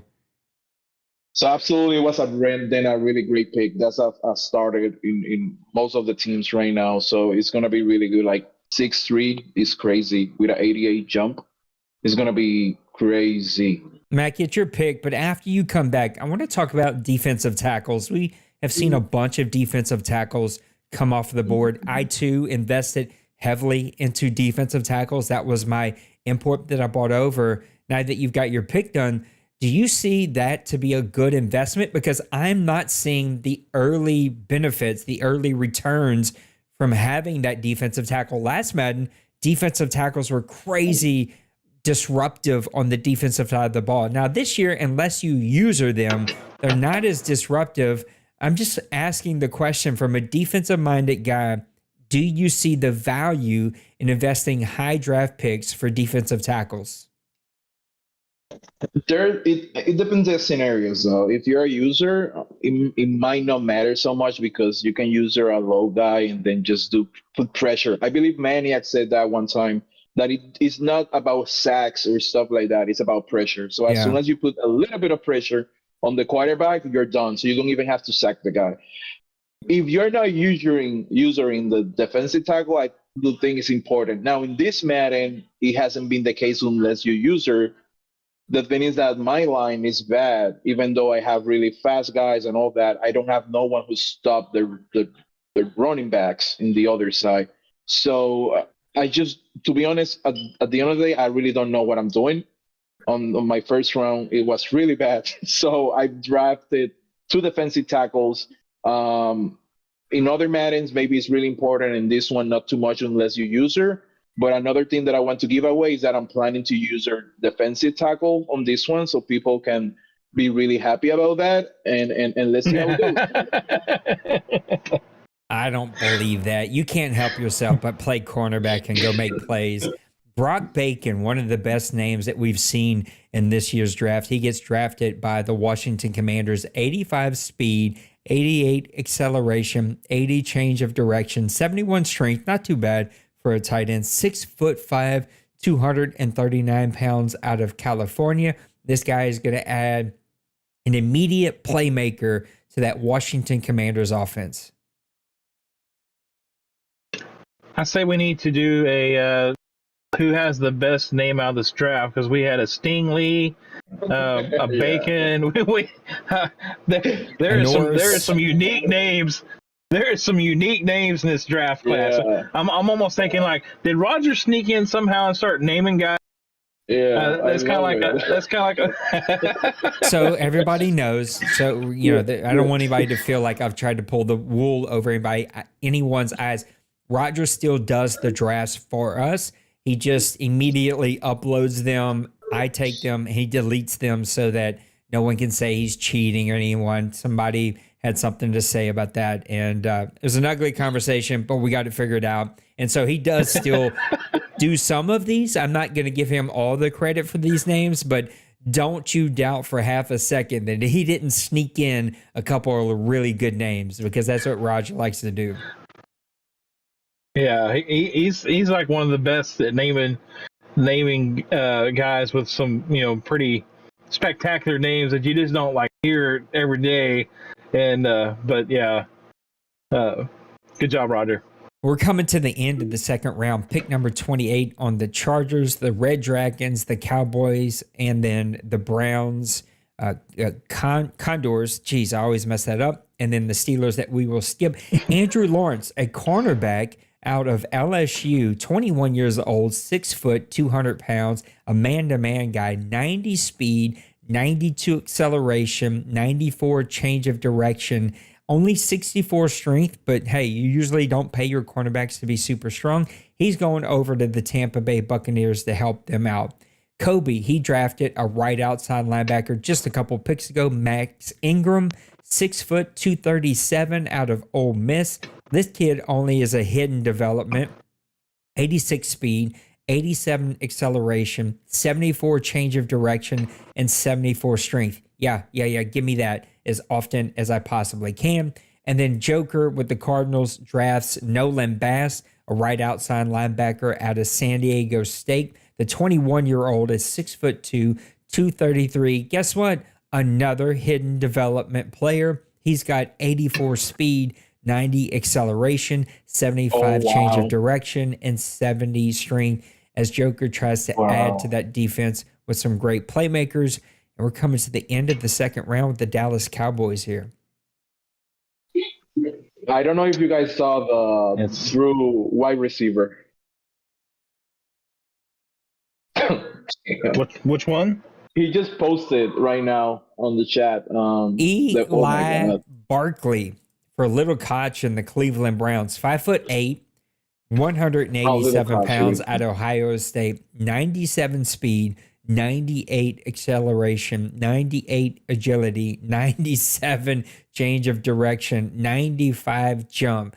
The only thing he was missing was 99 strength. But outside of that, that guy is an absolute stud. Man, why are they doing this to me? Last pick of the second round by the Condors. Congratulations again to Bronco Man and the Condors. He's helping our guy Big Hurt on the other show. So we have two of these draft shows happening at the same time. One on Twitch, this one here on YouTube, and he's helping with Big Hurt over there. So if you got two devices, pull them both up. I'm not going to tell you to leave me, though. Keep hanging out with me. Just reach down there for me and hit the like button. That helps us out a ton. But he had a really great season. He's rolling into season 108 with a lot of confidence.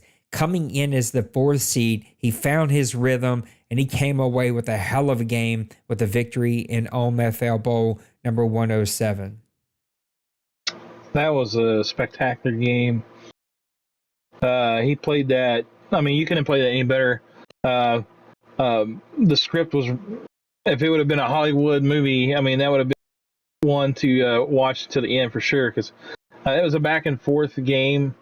It looked like Trey was going to kind of pull ahead and leave him behind there for a while, and then all of a sudden, here he comes back. He's kind of stays steady at it, just keeps chipping away at it, and next thing you know, he comes away with a victory there. And I mean, that's just a big time win for him against somebody like Trey. Trey has been in the playoffs in the championship game, I know on the NFC side, a lot of times in the last couple of Madden. So, so that was just a really big win there for Bronco Man. I expect to see him back in the thick of things again this season as well. Mackie, we had two almost back-to-back hidden development offensive linemen get drafted here. One going over to the Cincinnati Bengals, and Mr. Denbrew, he drafts a 292, 6'2" center, 90 strength. What else are you going to say about an offensive lineman? 71 speed, 77 acceleration. That 90 strength, though, is going to be really nice. And the Red Dragons, we're giving you crap, well-deserved crap, for not having a quarterback on your roster. This guy is drafting a monster offensive line. He drafts a guy, Sean Mensah, out of Oklahoma, 6'5", 233. The same guy that early in the draft drafted a 97 strength, 233 left guard. He now drafts a right guard who's 333, 91 strength. Again, who cares about the other stuff? 70 speed, 81 acceleration. These guys are just big, massive human beings that he's putting in the front of this offensive line. He just got to go find a quarterback right now. Yeah, unless he just wants to run the ball. Yeah? Run wing T. Wing T, that's way too old of a reference for Nipple. He is way too young to understand Probably, that. Yeah. I was like, you talking to me? That's hilarious. Wishbone, wing T, man, that's all throwback stuff. But yeah, I mean, it's good. He's always, whoever's going to be his quarterback, even if ends up being a guy off the street. Maybe he picks up in free agency. Maybe he's kind of doing the calling route. I mean, I don't know, but he's definitely going to have a very good offensive line to set in front of whoever he gets to be the quarterback of his team. And so maybe that's if it pans out for him, he gets to the playoffs, then there may be more guys doing it because I know simple fact that quarterbacks with their contracts, man, they can be absolutely insane on what they're going to be asking for. And Colts up for contract this season too. Mine is up this year too. May have to let that guy walk. I may be joining that don't sign a quarterback train and doing this for next season too. Who knows? Jose Jackson, I think he is a defensive tackle. The photo's a little blurry because it's small. Looks like 6'4", 318. I think I'm making that out. 90 strength, 72 speed, 77 jump, 83 acceleration. But another hidden development player going over to help the Raiders. Anytime you can get a hidden development guy in round 2 or round 3, that's a pretty good feeling that you're having a really solid draft. Yeah, that's I know. Like my last draft, I think I had 2 or 3 hidden dev guys, and they were pretty early and stuff. When you don't hit hidden dev, you start thinking like, man, did I mess up? Is this a bad pick? And like you've talked about before, like a hidden dev is not everything. But I mean, that's just my opinion. I'm not saying my opinion is right. I just think it's given a lot of weight. It gives but it does give a lot of weight though. Yeah, it does kind of mess with you mentally. Like you're thinking like, did I just mess up this 13th pick and got this normal dev guy while everybody else is getting these hidden devs, possibly a superstar that I passed up because I needed to go for not the sexy pick that could have been on my team. But now he's on the other guy's team. So again, like I think we kind of touched this in the first round. It's like all those things run through your head, and but it'll all come out in the end. Sometimes we've seen these hidden dev guys end up being not a big factor as well. So it's most of them are what happens sometimes. Yeah, that what happened to me in the last draft. I got six one of those, and only one was a superstar, and he lost it anyways, and he's just normal now. So at the end of the day, I just got the experience points out of it. Wow. I don't think it plays you mentally. If you see a guy with that development, it's good and bad depending on which type of player you are. Because if I have a wide receiver and it's hidden, I'm probably gonna throw the ball to him only, and probably is gonna mess up your game plan. So that's something that I have been learning through all Maddens, that you cannot fall in love with just one player. All right, we're going to pause the draft for Nate to get personal. Dwayne, I know that you are still watching. His wife was helping draft for him tonight while he's at work. Love her. She's amazing. But I got a bone to pick with him because he just posted that he's no longer going to be at the draft. And he and I worked on a trade today. He made me give up a future 4th-round pick for this year's 4th-round pick just to find out later that he had a higher 4th-round pick that you're not even around to actually pick. And you could have gave me the pick. You could have gave me that pick. What's wrong with you? Thought we were guys. Anyway, I got really bad news for my guy Nipples. Floyd Williamson, a cornerback out of UCLA, 22 years old, 5'11", 193. Well, he just got drafted by the Pats. He's hidden development, 92 speed, 90 acceleration, 85 agility, 90 change of direction, 87 jumping. That guy's a player, and it just makes me feel good for my guy Loss. He's getting some really good players over there. Yeah, I made a pick for a cornerback, my third round, or my second round pick, yeah. And it was between him and the guy that I picked. I chose the guy that I picked. He wasn't hidden dev, but he was all right. 93 speed, 94 acceleration, but again, not the hidden dev. I think the thing what guys like with the hidden dev is for a fact that your player is going to be obviously going to be a young guy, and he's going to have the ability to get more XP points throughout the season. That in itself, I think, is the That's the main biggest. factor. Yeah. I think the only especially for thing. lines. Yeah. Go ahead, Mackie. I'm sorry. No, that's exactly my point. That I believe the most important part about that is just for the extra experience points. Even Sack Lake. Sack Lake was hitting, and then he was just Yeah. a star. And then by the end of the season, he just went to superstar, and then just lost it, and you go back to star. So he just got that extra point thanks to that. But so yeah, whatever. I'm still pissed about that though.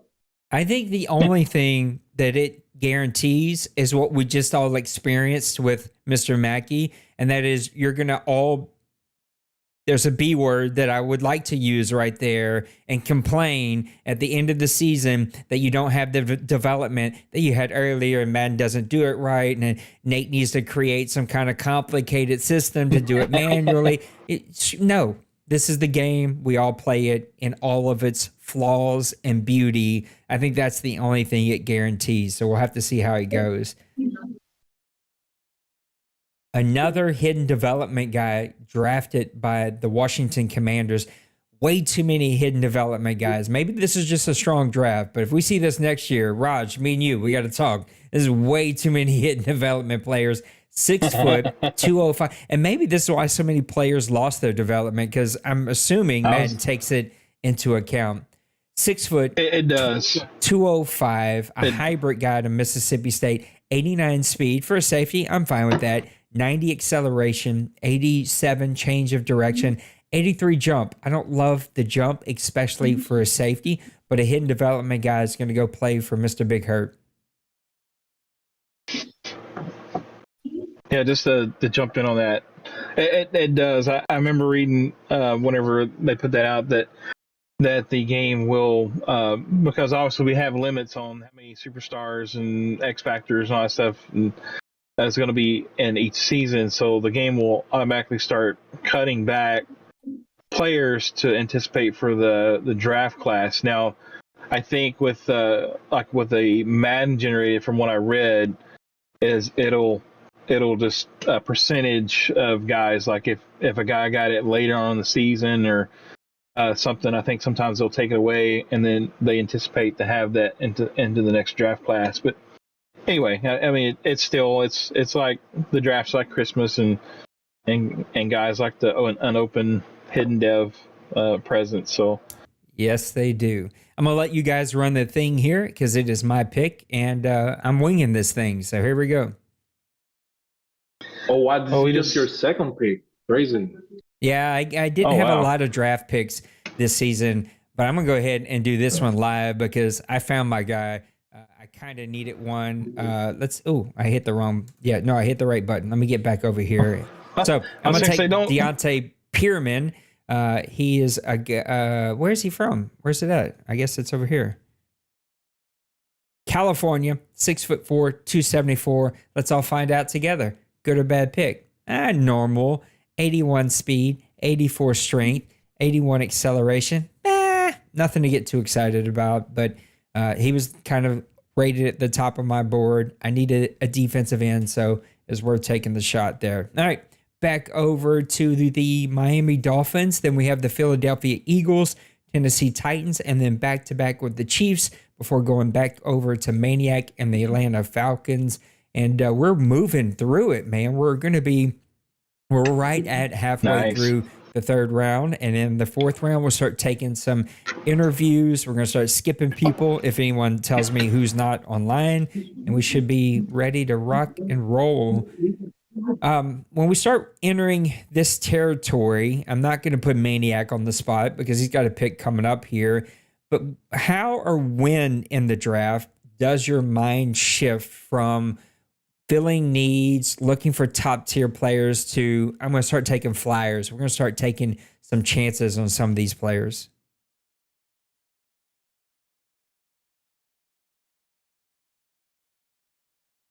Mackie, did we lose you? Hello? Yeah, now you're back. When does your mind shift, perfect. Mackie? Oh, were you muted? No, I just you cut your it went like I don't know, it went blank for a second, so I Oh, didn't hear did the it? whole thing. I just heard Maniac, and that's it. Oh, my bad. Well, I'm back now. The question for you is, when in the draft does your mind shift, if at all, to trying to get a top tier level talent to just taking flyers and like, hey, I like this guy or I like this thing about him, so we're going to take a chance on this guy? I think maybe everyone will agree on that, but I think starting the fourth round is when you start to go crazy and see like this might be a home run, a late home run. I that's the way that I usually do. I just wait for the fourth round to do those crazy picks. It's just in this one I was so hesitant to get people because everyone was getting drafted early, but they were projected to be drafted really late. So I was really hesitant, but usually the type of picks that I did right now, I usually take really far in the draft. But I usually wait for the fourth round. I think that's when you get most of the time lucky, to be honest, and get really really good players. Yeah, I'm kind of the same way. I think like you're through round three. The outliner is round four. I think you look to get a possible starter or eventual starter.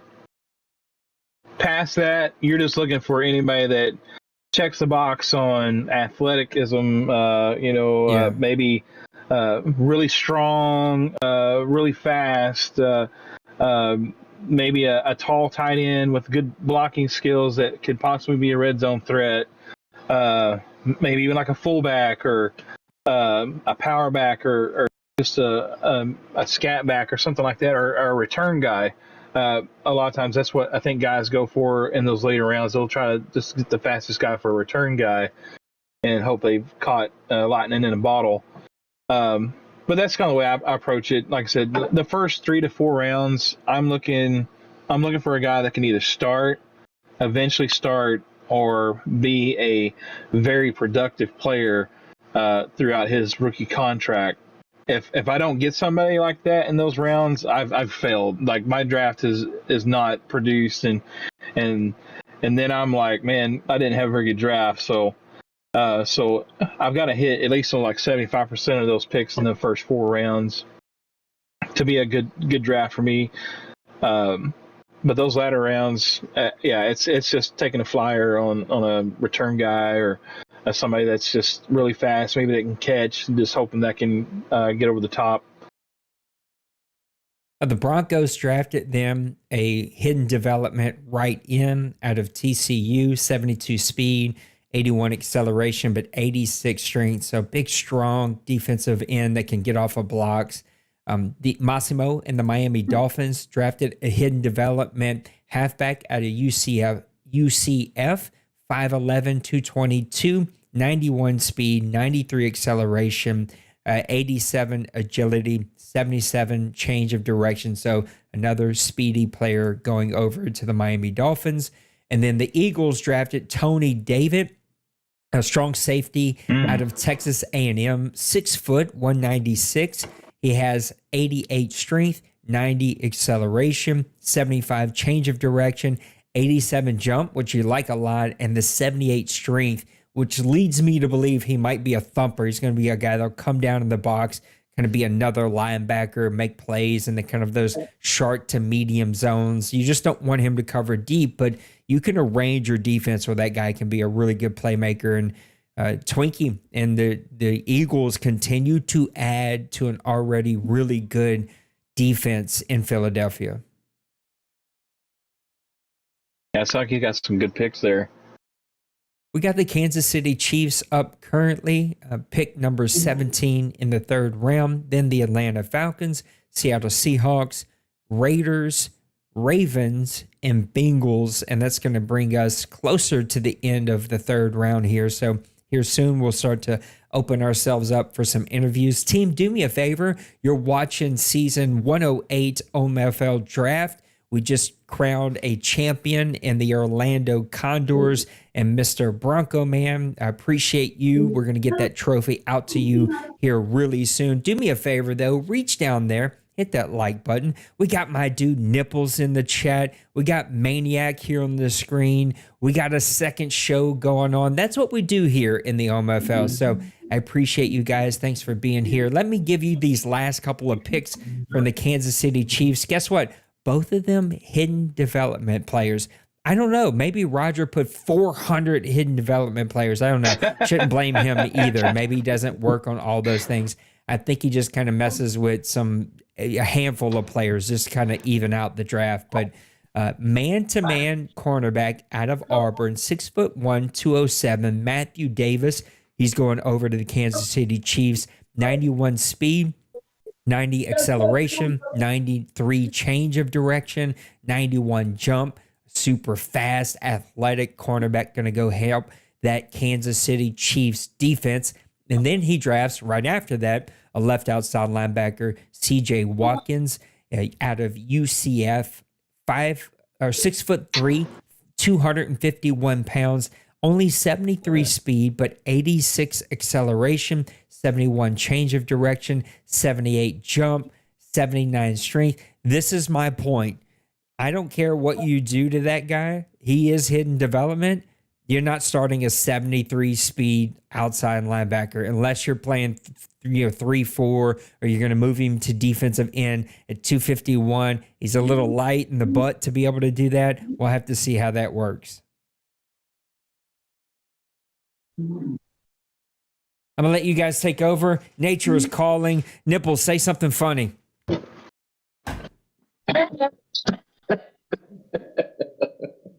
They put me on the spot. I was looking at my picks. So let's see. I mean, I don't have anything funny to say. I'm just happy to be here. Just to catch the blank right here. I'm just happy to be here. Maniac, what do you pick, by the way? I picked the man out of Texas. He wasn't as good as I thought he was going to be. Only like 83 strength, 84 strength. It's got pretty good speed, but really more of a power rusher, run stopper. Again, just kind of filling needs. He was no hidden dev, normal dev, but he's young, 21, so he's got opportunity to grow and throughout the next couple of seasons, and not lose the ability to gain XP fast. With that being young like that, 21, he's still able to grow. And so those 23, 24 guys, they lose the ability to gain XP faster. Sometimes you can get a good guy to start off with in that age, but those younger guys, they're more apt to be able to build them up throughout the next couple of seasons, even if they're not star or development or whatever. But you always still wish for one of those guys. So maybe the next pick, maybe that'll be mine. I'm sure the two guys I was looking at, the one guy I passed up, somebody's going to post up and say he was star, hidden dev development or whatever. So.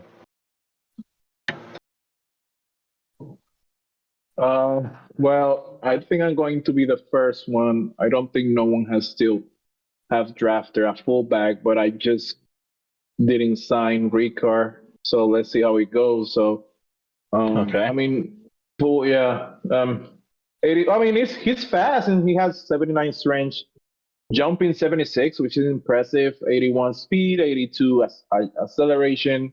Pass block is A+, so that's really good. Run block B+. I mean, they don't have the plus. I'm just saying plus, but it's just A and B. Right. But yeah, I mean, I just have to give up Patrick. I do think that he was really slow for me. I just hate when you were in front and he was still in the back trying to block someone. Oh yeah. So let's see how he goes. Yeah, I hate that a lot. And now he's them Brew pick. I hope that okay, another line. Do the Baker. I just had to say goodbye to a really cute little grandgirl, Mr. Marvin Turner. What a great name. A run-stopping right outside linebacker out of Texas, 248 pounds, 6 foot, 84 speed. Another hidden development guy, by the way, going to Seattle. 84 speed, 87 acceleration, 79 agility, 84 jump, and 74 strength. So really good player with some potential. Going to go help Seattle as Meek is challenging himself to take that next step. And he's had a really good draft. The problem is he's in the division with the king around here in a lot of different ways. And that guy also has had a pretty spectacular draft so far. Yeah, that makes me sad because that was the pick right after mine. I had between the defensive end and that guy. I chose the defensive end. Wasn't hidden dev, but that was the stronger part of my need was to go after a defensive line rather than the linebacker. So it's just the way it happens. Guys, we're seeing a lot of offensive linemen going in this draft. What does that tell you as an owner here, as a guy who sees these things happen?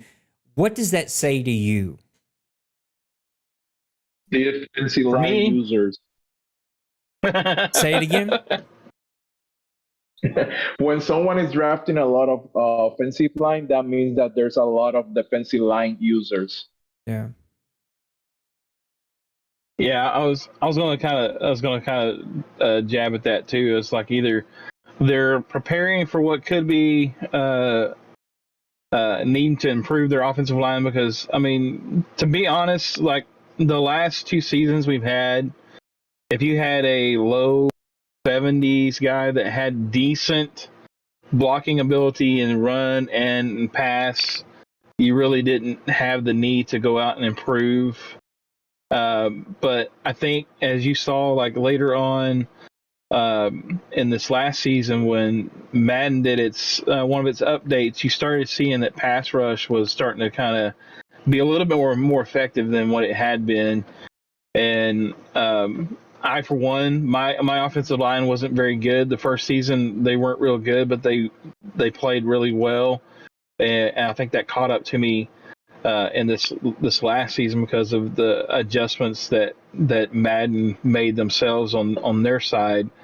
And so I think guys are starting to say, okay, we've got to improve our offensive lines now while we've got the chance.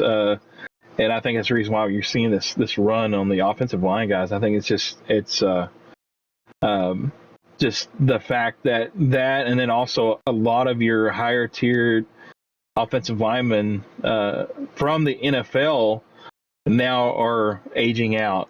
They're starting to retire, and or they're starting to become really really weak in attributes and stuff. So, and we've seen teams let kind of older, aging offensive linemen walk because of a contract and not willing to pay those contracts. Also, that Tampa Bay team that just had a quarterback and 2 receivers go into the Pro Bowl and have an amazing season? Well, he just drafted a hidden dev wide receiver. The only good thing for us is that the kid's only 89 speed, but 89 speed, 91 acceleration, 88 change of direction, 87 agility, and 89 jump. Oh, yeah, that's right. He's 6'5". So just like a little red zone threat that he can roll out at you now. That's to replace Evans. That's that big red zone guy that he's lost when he lost Evans. And so now he's got him back. I don't think Evans was like 89 or 90 speed or something like that. Yeah, you're right. So, yeah, that's exactly what that is. That's to replace that he didn't have. Like, he had the guys that could take the top off at any spot, but the guys that were really there to control the ball, get those rough yards, those yards just to move the chains, he didn't really have that. Godwin was that, but I think in the playoffs he got beat up a little bit, and so maybe that's what we're seeing now. The bigger wide receiver there step up for him. It looks like your internet is not playing nice. I see you, but they don't see you because it doesn't have a strong enough signal to see it. I see some little red bars, but they're turning colors. So hopefully, there he is. He's back. Dylan Hill. a normal development tight end, but with 85 speed, 87 acceleration, and 6'5". He's going over to the New York Jets. Adrian Reed, a wide receiver out of Wisconsin, hidden development, 89 speed, 87 acceleration, 89 jump, but he's 6'3". He's going over to the Washington Commanders. D-Money posted a couple of his picks. Axel Taggart, what a great name for a center. A 6'4", 290 center out of Auburn, 89 strength, 72 speed, 83 acceleration, 75 agility. That's a guy you don't want to see get to the second level. Oh yeah, he's hidden development. And then he drafted a right guard, Darren Posey, a hidden development player with 85 strength, 65 speed, 80 acceleration, 78 agility. That guy also is going to be on that offensive line. And we see D-Money investing. Oh, we lost Maniac. I don't know where he went. Maniac, are you in here? Uh-oh. His internet may... Oh, wait. He's back. Oh, he's back. All right. Now he's back. Now we see him. There we go. The 49ers, y'all, investing into some young talent that has all of the potential to become rock stars for that team, as Maniac's internet keeps booting him and then letting him back and then booting him and letting him back. We'll give Maniac just a second to get that thing figured out. And we are in to the fourth round, and we can start skipping some of these friends.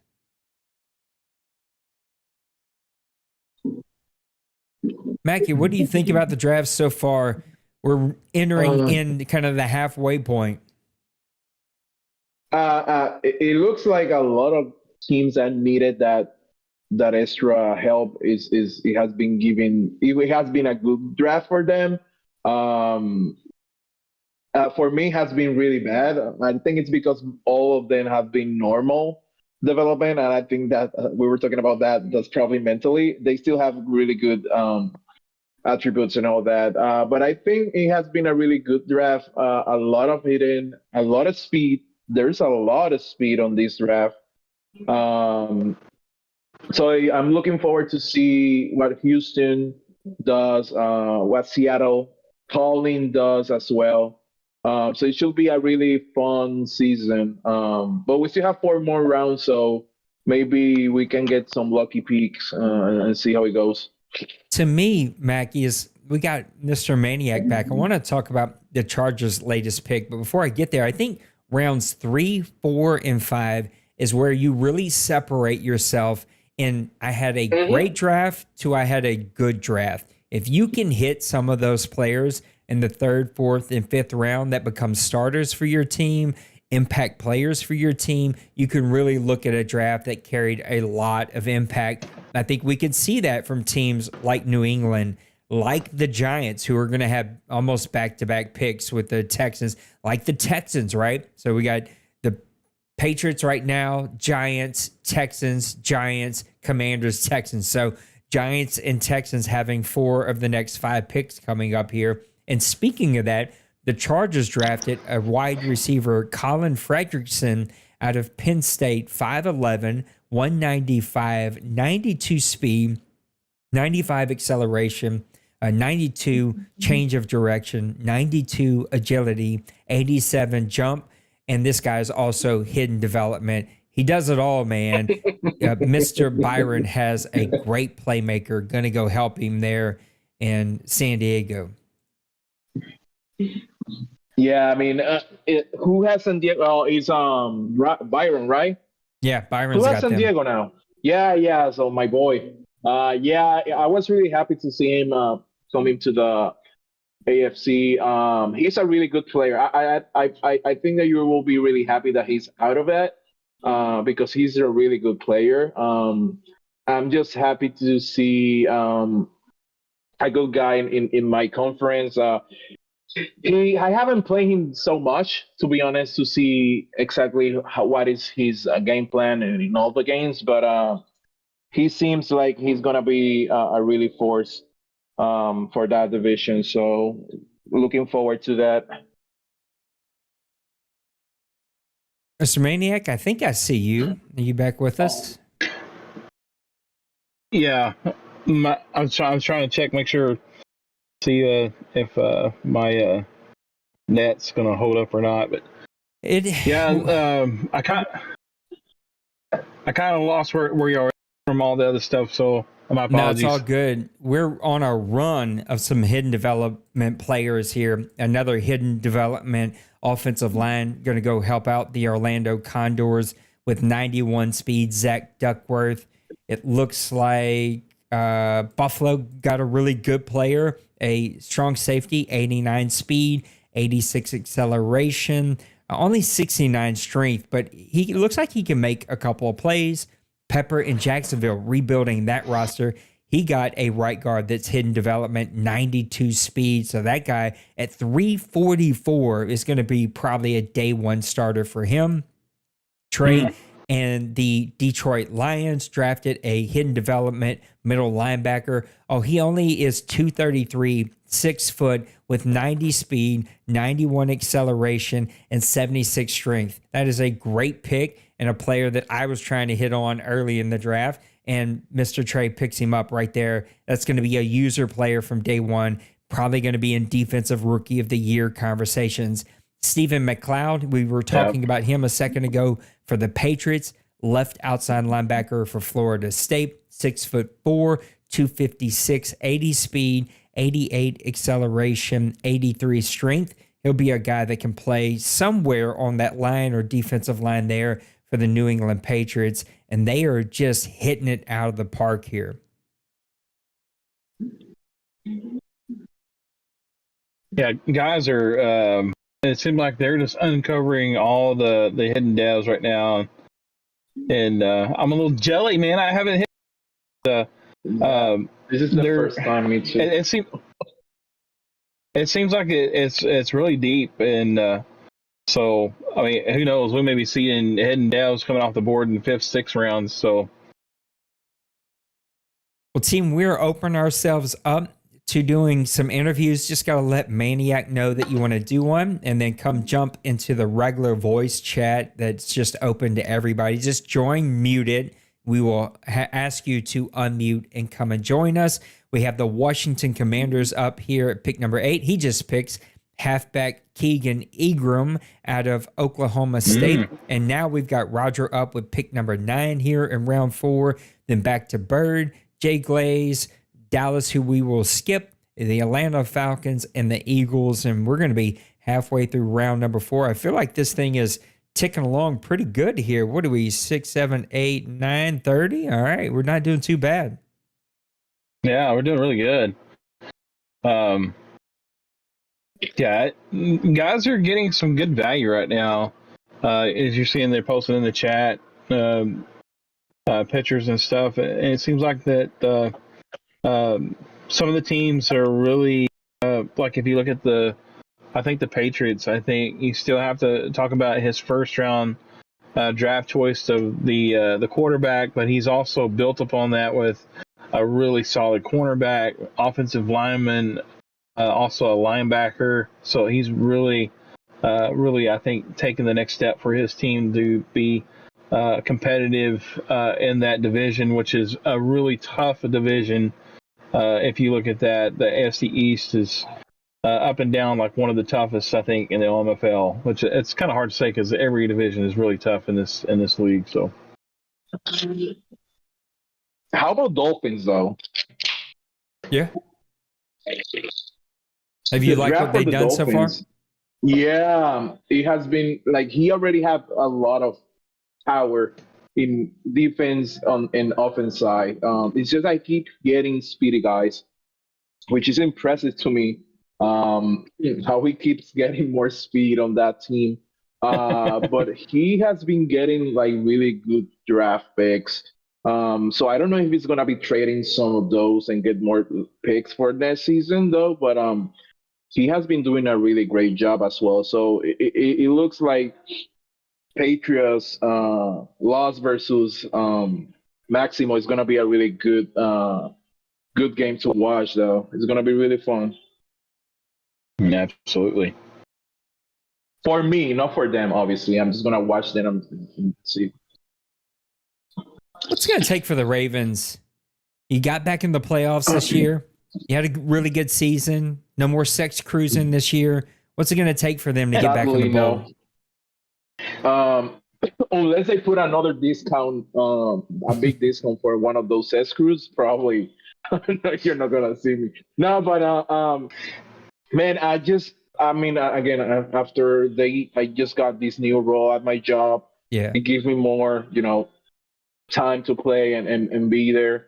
Even though I missed 3 games, 4 if you count the other one, but I missed a couple games. I'm just happy to be back again. It's gonna take me time to get in the mood of watching some streams and writing some notes about which type of player does this, which type of player does that. I used to do that a lot. So even I'm getting older, so I'm not doing it like before, but I like to do that. So I'm just in the mood to be able to be back in the league, full. So I'm looking forward for next season, and I hope that I'm able to push and go to the finals, to the OMFL Bowl. If it doesn't happen, I really don't care. I'm just happy to be able to play the games and yeah. So it's gonna be a lot of fun, guys. A lot of fun. Just wait for it. I'm just gonna use that defensive line. I know that Nate hates that I keep saying this, but just wait for it. Just wait for it. The Houston Texans just drafted a hidden development halfback with 93 speed. Oh, and wow. Mr. Maniac, just so that you know, Bird and the Panthers just drafted a 6'2", 240 hidden development middle linebacker out of Notre Dame, who's got 88 speed, 91 acceleration, and 72 strength. So another guy that's going to come just wreak absolute havoc on the defense.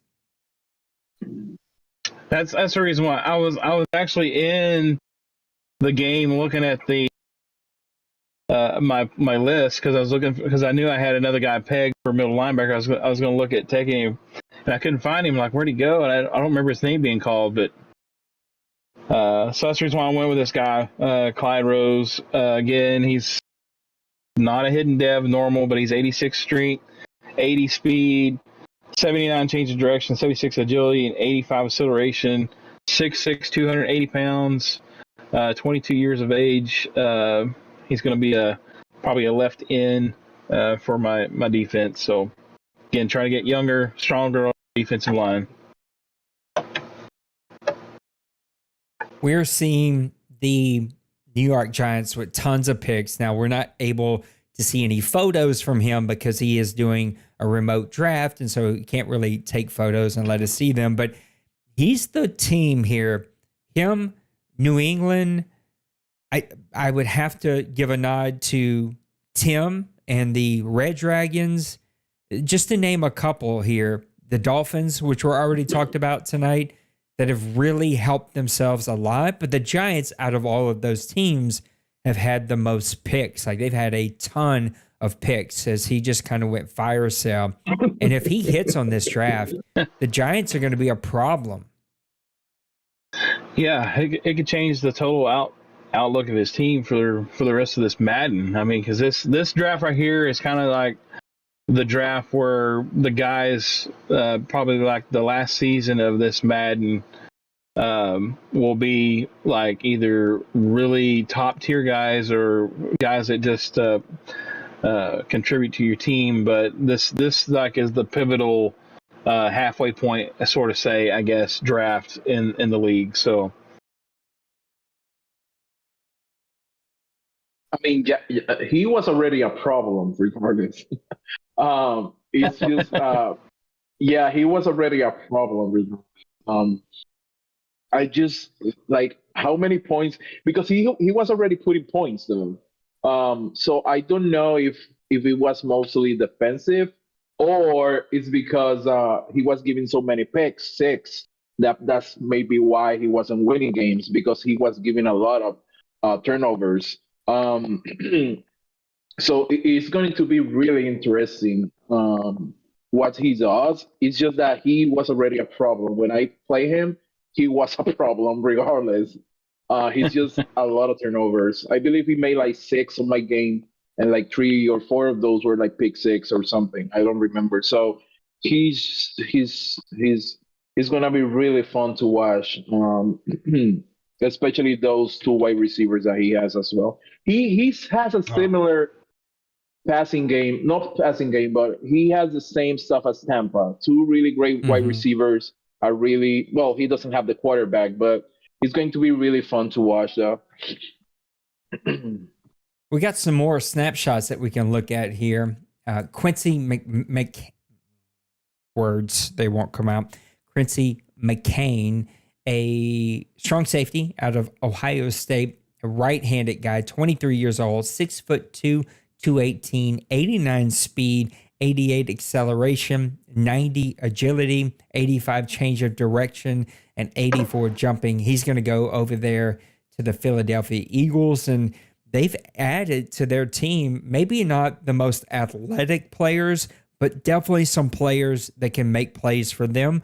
And if that defense can turn the corner and keep adding and giving opportunities to, I think, is a quarterback situation that he doesn't love, man, he could begin to turn the corner there and make a little noise. Yeah, I'm sorry. I kind of missed that what you were saying. I was in chat with Kev. He said he's wanting to come in to do an interview whenever you get ready. It feels like everybody who's posting photos, 98% of them are hidden developments. So a lot of hidden developments in this one. I just closed it, to be honest. I'm just letting you know, when you all cry that you lose development, it's because there's caps, and we are going to be way over the cap. So don't worry about it. There will be a lot of players losing their stuff here at the end of the season. Is Mr. Kevin ready now? Because he's been in the chat since we launched. Yeah, I think he's ready. He said he just wanted to make that pick that he just did. So nice. Well, Mr. Kevin, go ahead and unmute yourself. Let's bring in the owner of the Tampa Bay Buccaneers, Mr. Kevin. He is also one of our perennial shooters in the FPS leagues that we play in, and had one of the most amazing seasons that we've seen any offense have here in the OMFL, in the history of the league with that quarterback play. Kevin, how you doing tonight, bud? I'm good. How are you all? Doing good. What you're going to get from Kevin is a lot of insight, a lot of words, and a lot of energy. That's what Kevin's for, his energy and his talkability. Lots of that. No, I'm just kidding. Mr. Kevin, an amazing season last year. Not arguably, in my opinion, the best quarterback in the OMFL.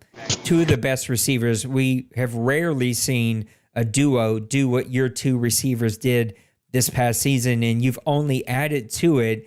Coming into the business season after a tough playoff loss, what was the mindset? My team's already cap heavy with having to re-sign Ryder. You know, he's making almost $50 million a season. You know, my team's already pretty much set. I didn't lose anybody. I'm gonna have to get younger at some positions. You know, some of my guys are getting older. I drafted a pretty good corner. I feel should be pretty good. It's normal development, but I don't feel like any of that matters.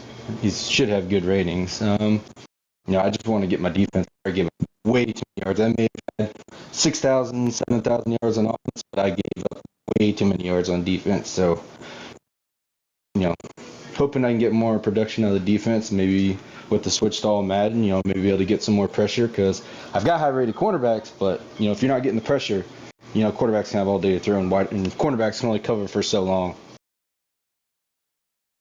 A team with some cap situations that you have to deal with, how do you approach free agency? Are you just scraping the bottom for players that can be bench fillers? Were you a big spender? How did you approach free agency? I signed nobody.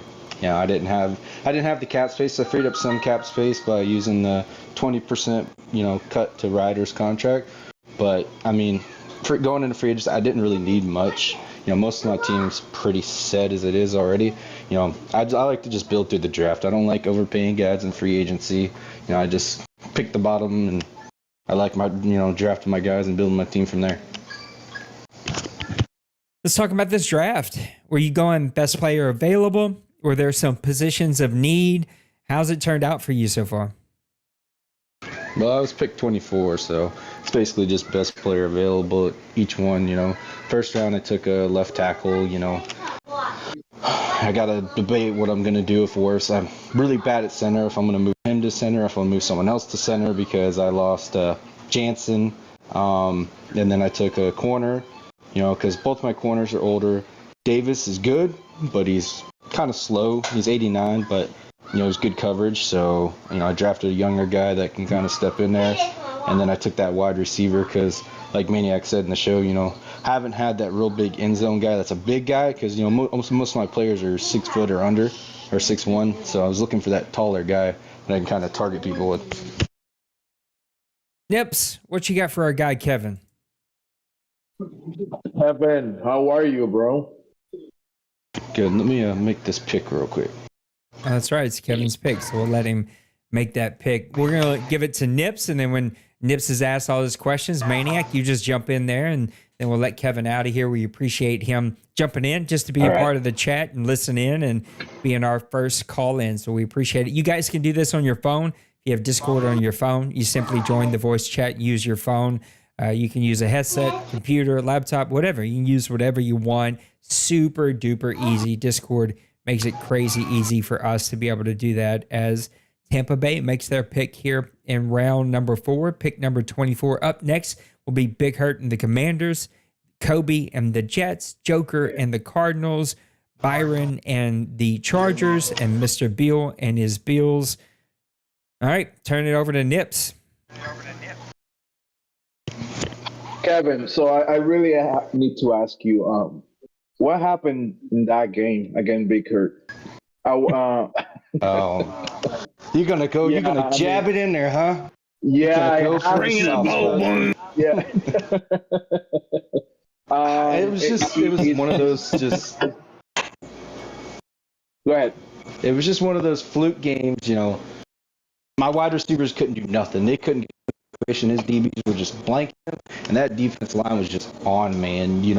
I got to where I started rushing my passes, and I threw picks. And when you get that rush mentality, then it's like, oh crap, I got to get rid of this ball, or this defensive line is going to get me. And I forced bad passes, and then my defense on the receiving end couldn't get the turnovers. I had probably 3 or 4 drop picks. It was like just one of those games where it's like, I'm done with Madden today, looking to tomorrow. Do you think because of that it may change a little bit the way that you wanted to draft on this season, or that didn't matter at all?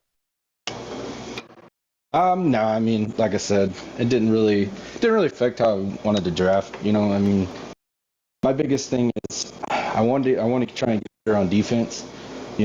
Whether I have the talent there, it's just when you get so many yards. I mean, maybe that's because I get up to a little bit bigger score and then they come back. But I had so many games last season with winning by 1 or 2 points, and there's good games, but not games you want to play. Because obviously you want to dominate and be able to ride it. But hopefully this season will do a little better. I expect a lot more competition from Nate, Maniac, and now Bird. It's going to be a tough division. They're all going to be beating up on each other because Nate's got his quarterback figured out. He's had a good draft. He's going to be coming back. Same thing with Maniac's already got his quarterback figured back out. I don't know why he was ever thinking of giving up on Parker Colt. It's ridiculous. But and then Bird's Send him packing. Bird's really good. So it's gonna be a tough That's true. You have division. Bird in your division. Oh wow. Wow, what a division. Yeah. I'm so happy that I'm not there. So it's gonna be a lot of fun for all you 4. Yeah. I mean, it's gonna be fun for us, then the people who's watching your games, not for you, but yeah, man. I thought that this year you were going to go all in, and I know that this year is gonna be the same. I was just curious about if losing against Big Hurt, who's taking a new team, did change something in your way of drafting or moving forward for future seasons. But again, I'm rooting for you. You're an amazing guy. I watch your stream just to learn how to pass. So it's gonna be a lot of fun. So Yeah, I don't have anything else, man. All right, Kev. Well, we got like 3/4 of the South in this stream right now, so um, I know you had a great season last year, and like Nipples bringing up old wounds. He's poking at it and bringing it up, but I have to. I really thought you had a great season. I really thought you had a great season, and I know it didn't turn out the way you wanted to, but what did you do in free agency leading up to the draft? Were you trying to pick up anybody from free agency, or did you just kind of feel like low end holes leading up into the draft, hopefully to get some starters in the draft? Because I know, like you said, you having some cap problems, kind of like I am as well. So, Like I said, I didn't pick anybody up in free agency. Everybody was way over. It's hard to pay anybody stupid money anymore. Especially when, like I said, when you got a quarterback, you're gonna pay him. You be prepared when you got to re-sign Parker. He's gonna want $50 million a season. That takes up a big chunk of your cap. So, even drafting this wide receiver, it makes me think, Godwin's 29, 30, 29 this year. Maybe at the, towards the end, I may have to cut him to re-sign Palmer, depending on how many seasons we get in, because I'm not going to, lose a Palmer who's, 20, 23, 24 to keep Godwin, who will be, 30 something at that point. So, that's kind of my focus is just, I've always been good at manage my salary cap. I've never went over. I'm just trying to keep as many good players as I can. Right, and I know like your offensive philosophy pretty much is you're kind of you're balanced, but you maybe lean a little bit more like the opening up the passing game, without like giving away like any of your secrets of how you do anything. But are you looking to establish like a good passing attack? Obviously you got this new wide receiver that you just drafted. Are you looking to be more balanced? Are you looking to change things up this season? Well, my goal is always be balanced. I'd rather run more than pass more. I had Tucker. He was I think he was top 5 running back last year in yards. Not touchdowns, but yards. Yeah. I think he had like 1,500 yards. So, I always would love to run more than pass because you have less risk running the ball than you do passing the ball. But, there's a lot of good defensive lines. It's not always easy to get those running yards, and you got to rely on a pass. And luckily for me, Godwin or Palmer, they touch it, they're gone. Like usually they break or get wide open and makes it easy. So I didn't have a high amount of turnovers during the season. I think I only had 19 or 20. For me that's pretty low. So my goal is to be able to just not turn the ball over, not beat myself on offense. If I give up 5,000 yards on defense, whatever, as long as I'm not turning the ball over and giving him 3 points. Well, Tucker is like one of the main reasons why I'm like revamping my front seven, or trying to, because man, that guy killed me for like 450 yards, I think, within 2 games, like throughout the season. Like both games was just insane, just ran through me like nothing. So. That was one reason why I'm going into this season trying to revamp my front seven. But you've put together a great team, and looking forward to getting our matches in for this next season. It's always great battles, and so I'm just looking forward to it. Well, Mr. Yes, Kevin, sir, as always, I got one more before we let you out of here. What are your real expectations for your Tampa Bay Bucks going into season 108? Super Bowl or bust. Now, the NFC is so hard to make it to the OMFL Bowl. You got to go through D Wayne, D Money. That's just the top 2, not including Meek, Big Hurt, Trey. The NFC is just so brutal. There's not an answer there, though. You danced around an answer. A Super Bowl or bust. Super Bowl or bust there. You said that's the goal. Super Bowl MFL bust. Bowl. Oh, no, not really. So I was a little confused, okay? I do believe that your team can get there. Obviously, I hope to just make the playoffs. It's always enjoyable making the playoffs. It sucks at draft time because you pick late, but, at least you make it to the playoffs, you get your chance, and if you blow it and you lose, hey, it is what it is. There's always next season. Is what it is. Well, man, thanks for being on the show tonight and coming to be a part of what we're doing. Appreciate you.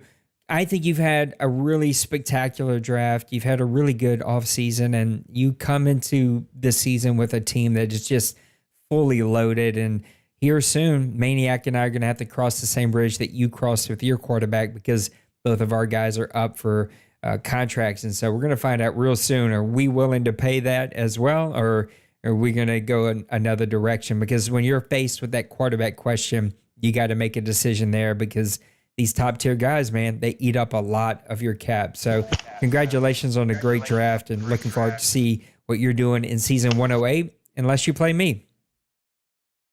Yep, it was fun, y'all. Good luck in the new season, and let's have a good season and get to it. I'm ready to get back to it. I wish we could just sim the preseason, but I get it for testing the sliders for all Madden, so just be ready to play them games. Yeah, there's just nothing worse than starting week one and it just plays totally different and you weren't prepared, and before you know it, you're 0-1, 0-2 trying to figure things out. So it's like, let's just suck it up. Let's play it one time and we'll get through it. The New England Patriots just drafted a 92 speed, 91 acceleration, 87 jump, strong safety, Sean Gibson out of Virginia, who is also in development. Just crazy what these guys are doing, and just another player that is drafting really, really well. New England, for me, has to be in the conversation for top 3 guys that have had draft of the night here.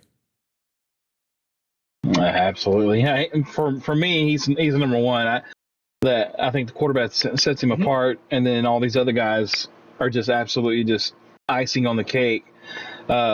He's done exceptionally well. I mean, you're talking in 5th round, and you're getting hidden development guy with those type of attributes. You're doing really good in the draft. All right, guys, y'all take over and run this thing for a minute. Okay, so I didn't let Nate know, but I think Kobe's going to come on and interview here in a little bit, so I will wait till Nate gets back. But yeah, Kobe, man, just have to wait, Kobe. I mean, we can interview him, but I want Nate here so that way he can ask his questions. But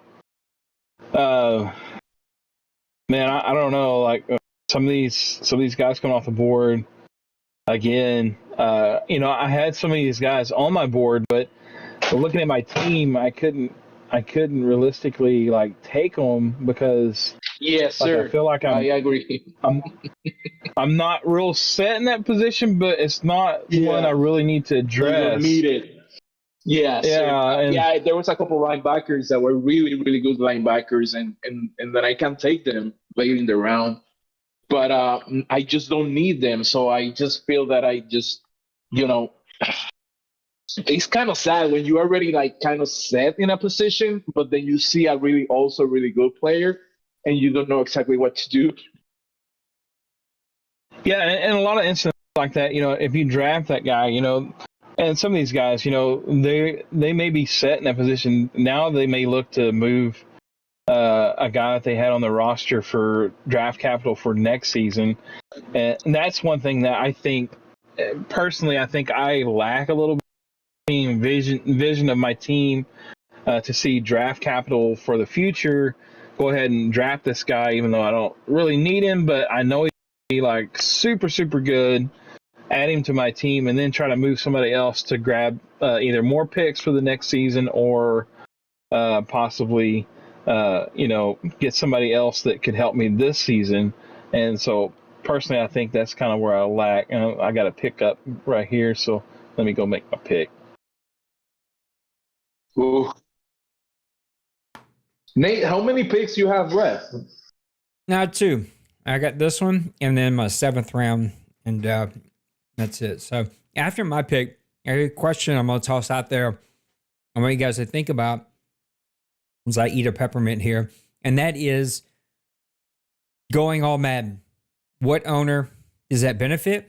What owner does that hurt? What kind of owners does that change things for? So when I get my pick here in 2 picks, when I come back, we're going to talk about that. Then we'll take a look at the preseason schedule, just kind of who's playing in week 1, what could be some fun matchups. A decision that I just made because the board asked me to is we will allow you to play all your starters if you choose to. And so if you want that extra benefit to get a true feel for all Madden, you can substitute all your starters back in. It will be completely up to you. And we'll see how it goes. So tonight we'll be into week 1, and then we're going to do hard advances in 48 hours. Then week 3 will be 24 hours. Week 4, 24 hours. And then we'll start the season early, the day after New Year's, and get rolling. So... Yes.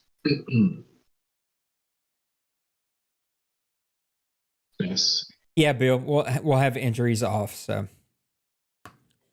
over to me. So, y'all do your thing. I'll be right back. Bill. So I did this thing. I just drafted a quarterback. Wait, what? I just drafted a quarterback, a scrambler. Both my quarterbacks I have right now are going to be up for their contracts, so I'm looking at least finding a backup quarterback. This guy's got 88 throw power, 84 speed, 88 acceleration, 84 agility, 89 change of direction. He's 21, 6'1", 213, kind of small. Doesn't really have big time throw power, but he's B rating in deep, B rating in mid, B rating in short. His awareness is C, under pressure C, so he's going to need a lot of work. But already having those accuracy ratings in the B grade usually probably means high 70s, possibility of low 80s already for those accuracies. So maybe somebody that I can build up, especially since he's 21. Train him up and be ready to back up Parker Colt, or in the unlikely situation Parker Colt has to walk, maybe he ends up starting. Who knows?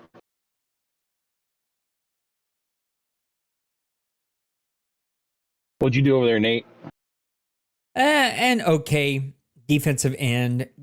Carlos Andrews, left end out of South Carolina. It said he was one of the top ones in speed, but he was like 82 speed.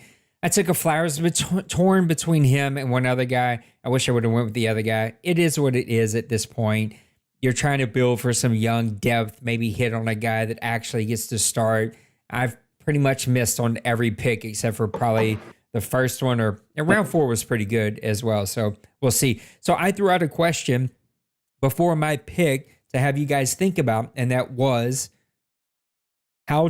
which owners does all Madden benefit and which owners does all Madden hurt? Don't name names or teams, just like the type of owner here. Who do you think it helps? Who do you think it hurts?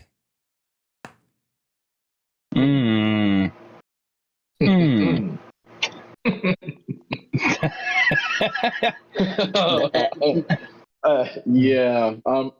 Well, for we only play a half yesterday evening. Yeah.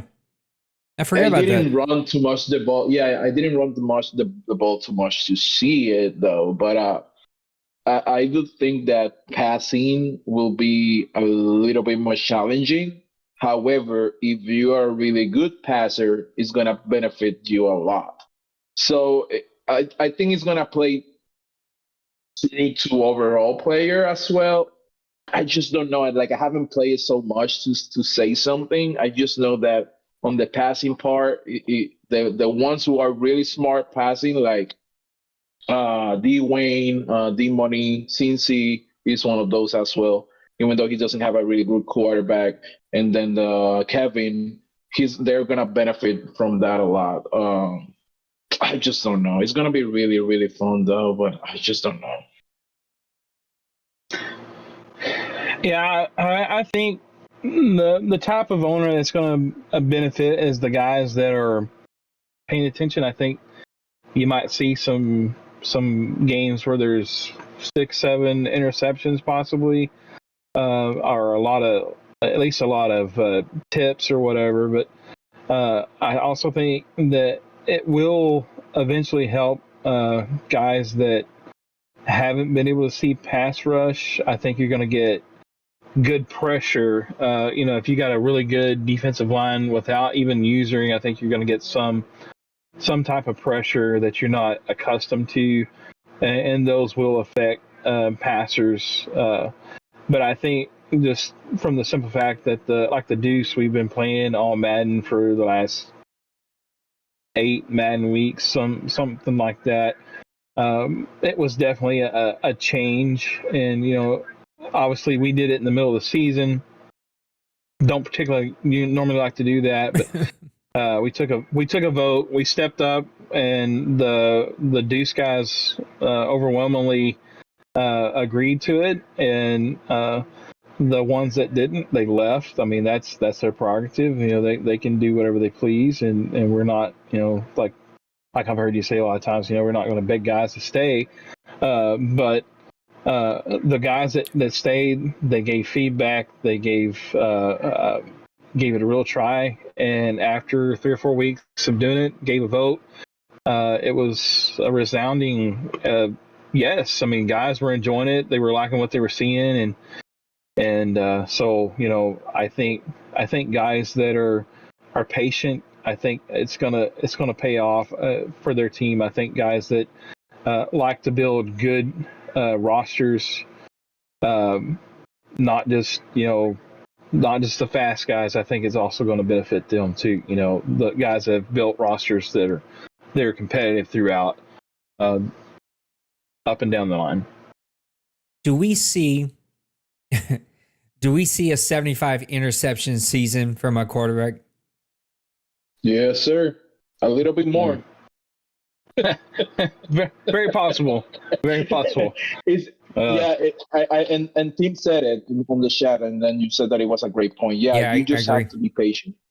You just have to. That's what I said. That the ones that are really smart passing, that really doesn't want to throw to one guy, that just look the whole field. If you have time, obviously, they're gonna benefit from that a lot. The ones that are just want to throw it away and see how it goes, it's gonna be really, really challenging for them. I see a couple and of also our you friends. have to be balanced.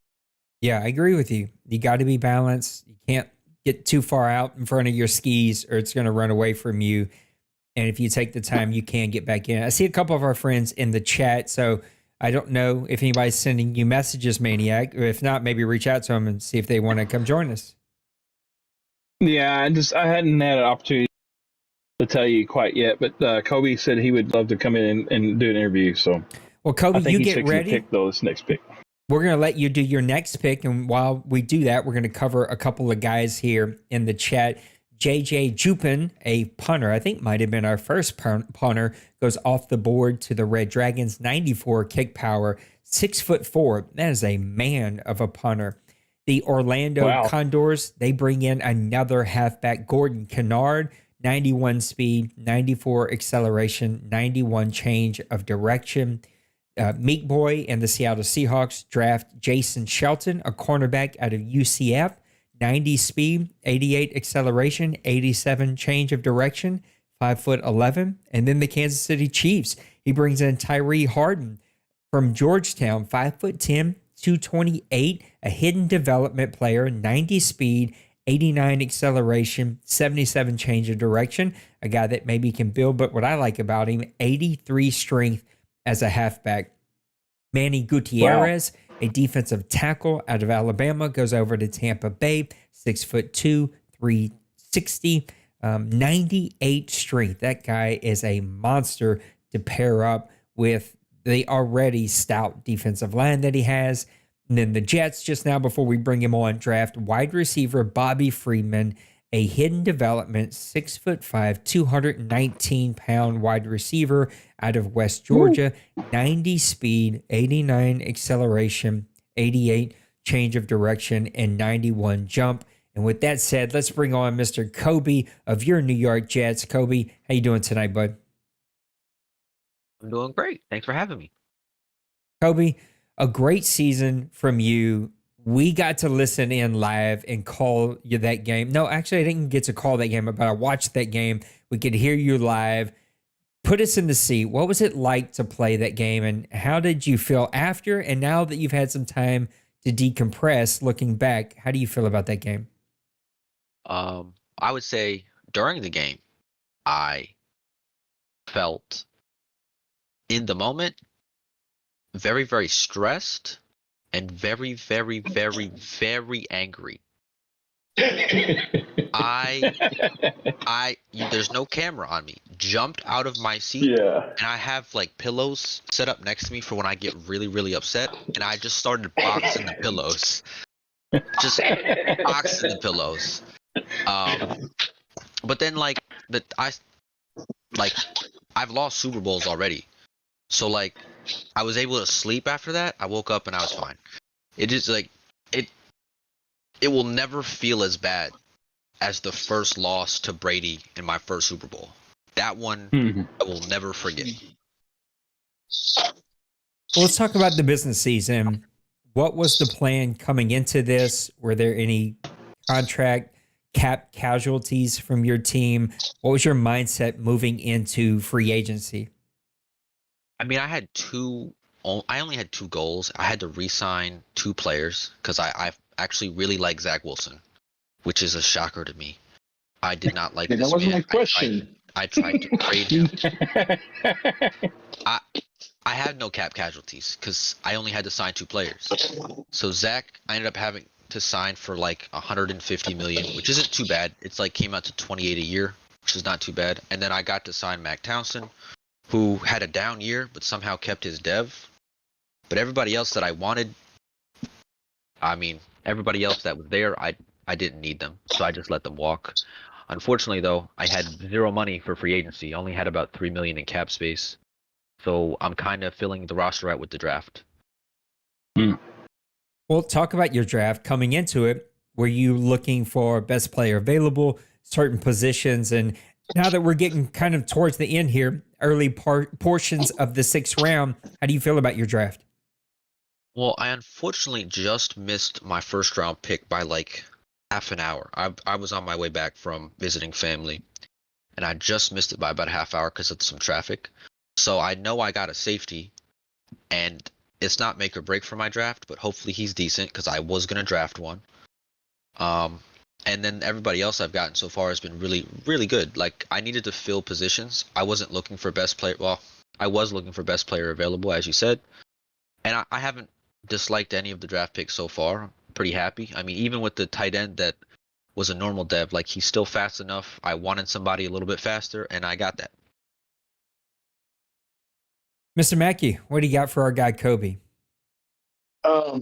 I'm just really surprised that he said that he liked Zach Wilson, because I will say that one of the reasons, I mean, I watched you guys stream like 6 games or something because you were disconnected in every game. Mm-hmm. And in every game, I heard something different about Zach Wilson. So I'm just surprised that you just want to keep the guy. Is there anything in particular that you like about the guy, or what? It's strange. He had such a bad start to the season that I almost like regretted putting all of my incentive points from last season into him. But as the season got along and he got a boost after we started to get some momentum, he really started to play a lot better. And I realized that I was just being a lot harder on him because I don't like him in real life. And then he was also missing just very, very important throws. So I think I started like 1-5, and it was all of them were one score, and all of them I could have been a victor if Zach hit one pass. So I shouldn't judge him on one bad pass, is what I tried to tell myself, which I was avoiding. And really, I mean, but there was more than one penalty. The other thing is, it's when it comes to Bill and his defense, nobody really plays well against Bill. Like, he was able to. I started last year off with Aaron, who ended up having a phenomenal season, throwing 3 picks against Bill. Bill just turns the ball over with anybody that I throw the ball with. So I was definitely mad at Zach, but it's partially because it's Bill. And talking about that, it was really interesting to see, like, when you just calling your games. I mean, you get upset because that's part. We're humans, obviously, so we're gonna get upset because we're humans. So that's understandable. But how do you do some scouting? Do you watch other people's streams or stuff like that? Because I was really impressed the way that you were calling plays beforehand, or you were just knowing exactly what to do in specific situations. And for someone like Bill, he 12. He ended like the best. Yeah, he got the bye week. Did you change since you play 6 times? Did you change your game plan in that last game, or you just keep going through your game plan the whole 6 games? The first 4 days, the first 4 games, sorry, was all the same game plan, and it wasn't working. The second day that we played and we ended up playing and going to double overtime was a little bit of a shift. I still want to throw the ball offensively, but defensively, when I was calm, I realized Bill is doing this set of things. I need to stop this set of things, and I will be fine. Well, I lost, but I still had a better game plan. So I did shift it the second day. As far as doing scouting beforehand, a little bit of both. For big games, I'll go watch a few games of the opponent I'm about to play. So like Cincy last year, when I played him in the championship game, I went and watched 3 of his games. And tried to figure out like what does he want to do and everything. I tried that against D-Money. That didn't work as well. But I do try to do it for big games. But against a guy like Bill, I don't have to go watch his games because I play him twice a year. So I just kind of stick to situational and trying to predict what he's going to do in situations. Wow, that's dedication, Nate. You should give him like 2 extra points, though. Watching 3 games is a lot. He gets enough points, okay, on his own. Yeah, I'm passing to Mania, but I wish you the best. Like you, Bill. I mean, your division is crazy, so it's gonna be really fun to watch you all for fight and all that. I'm just happy again that it's not my division, even though my division is similar to yours. I hate everyone from my division. I mean, I don't hate them. I love them, but you know what? Thank you, Mr. Nipples. I hope to see you in a playoff game like we talked about last year. Yeah. I mean, that was the case on this one, but I promise. I mean, I think we play on one of the games in this season, so let's have a fun one, though. I promise you, in this one, I won't be drunk like the last one when I was streaming and talking Spanish. Sounds good. I watched that one. He said some bad words in there. I think. Yeah, I think I watched part of that one too, and he was like going off. Hey, who is that? That's Nipples. Dang. No, Kobe, man. You've had a pretty good draft from what I can tell. What's been your top draft pick so far that you feel like you've picked yourself? I know you said CPU picked one. You don't know, but like, what's been the one that you've picked that like, oh wow, he's still here. Like, how did I get him? Honestly, I think it was the very second pick I made, the outside linebacker, who's not going to play outside. He's going to play middle linebacker number 2 for me. I really liked that pick. I was not surprised he was there because he was kind of lower projected. But I mean, everyone here kind of does their homework, so like maybe a little surprised.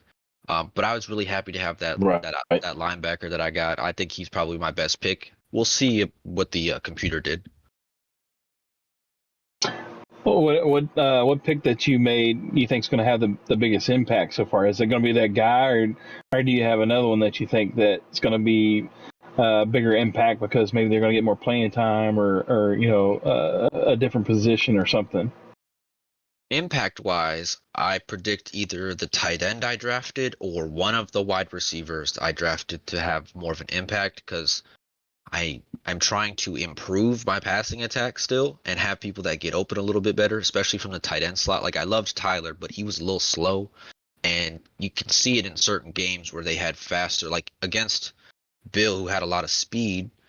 He was not open. He would just be contested catching all day, and that's not really a setup for victory. So I'm hoping the tight end could have a big impact.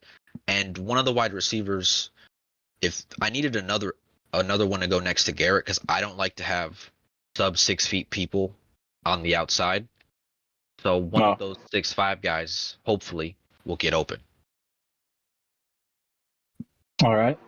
One more from me. What are you looking forward to this coming season? Is it the being able to compete with those guys, the AFC East? Man, that division is stout, top to bottom. Or is it just the simple fact, just making another run for another OMFL Bowl? What are you most looking forward to this next season? Honestly, I love playing my division. I love all of those guys. I have a lot of love for all of them. And I hopefully, when I do get angry and I stream, I never make it personal. Like I'm having fun, even though I'm upset. Like it is a great time to be yelling and not caring about the world issues that we deal with about a video game. So I love playing them. Amen, brother. Yep. But I'm really excited for a full season with Zach, because he was on pace before he got injured in week 13 to potentially actually compete for an MVP. He was, I think, third in yards and I think he was first in touchdowns, and he had like 6 picks. He had like 33 touchdowns and 6 picks. And then after his injury, great numbers. He kind of fell off, and Aaron was not that guy. So I'm hoping and excited for a full season from Zach. Nice. Well, Kobe, thanks for spending some time with us. But I got to ask before you get out of here, your guy Bronco Man is here because of you. He took over your Atlanta Falcons when you moved over to the AFC. He then followed you over to the AFC this Madden cycle, and he wins his first championship here. Just tell us how that feels for you.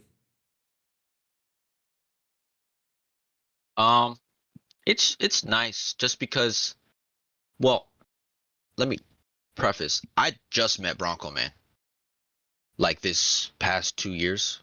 So I just met him. We've had some really good conversations going into the Super Bowl as well. To get to know him a little bit more personally.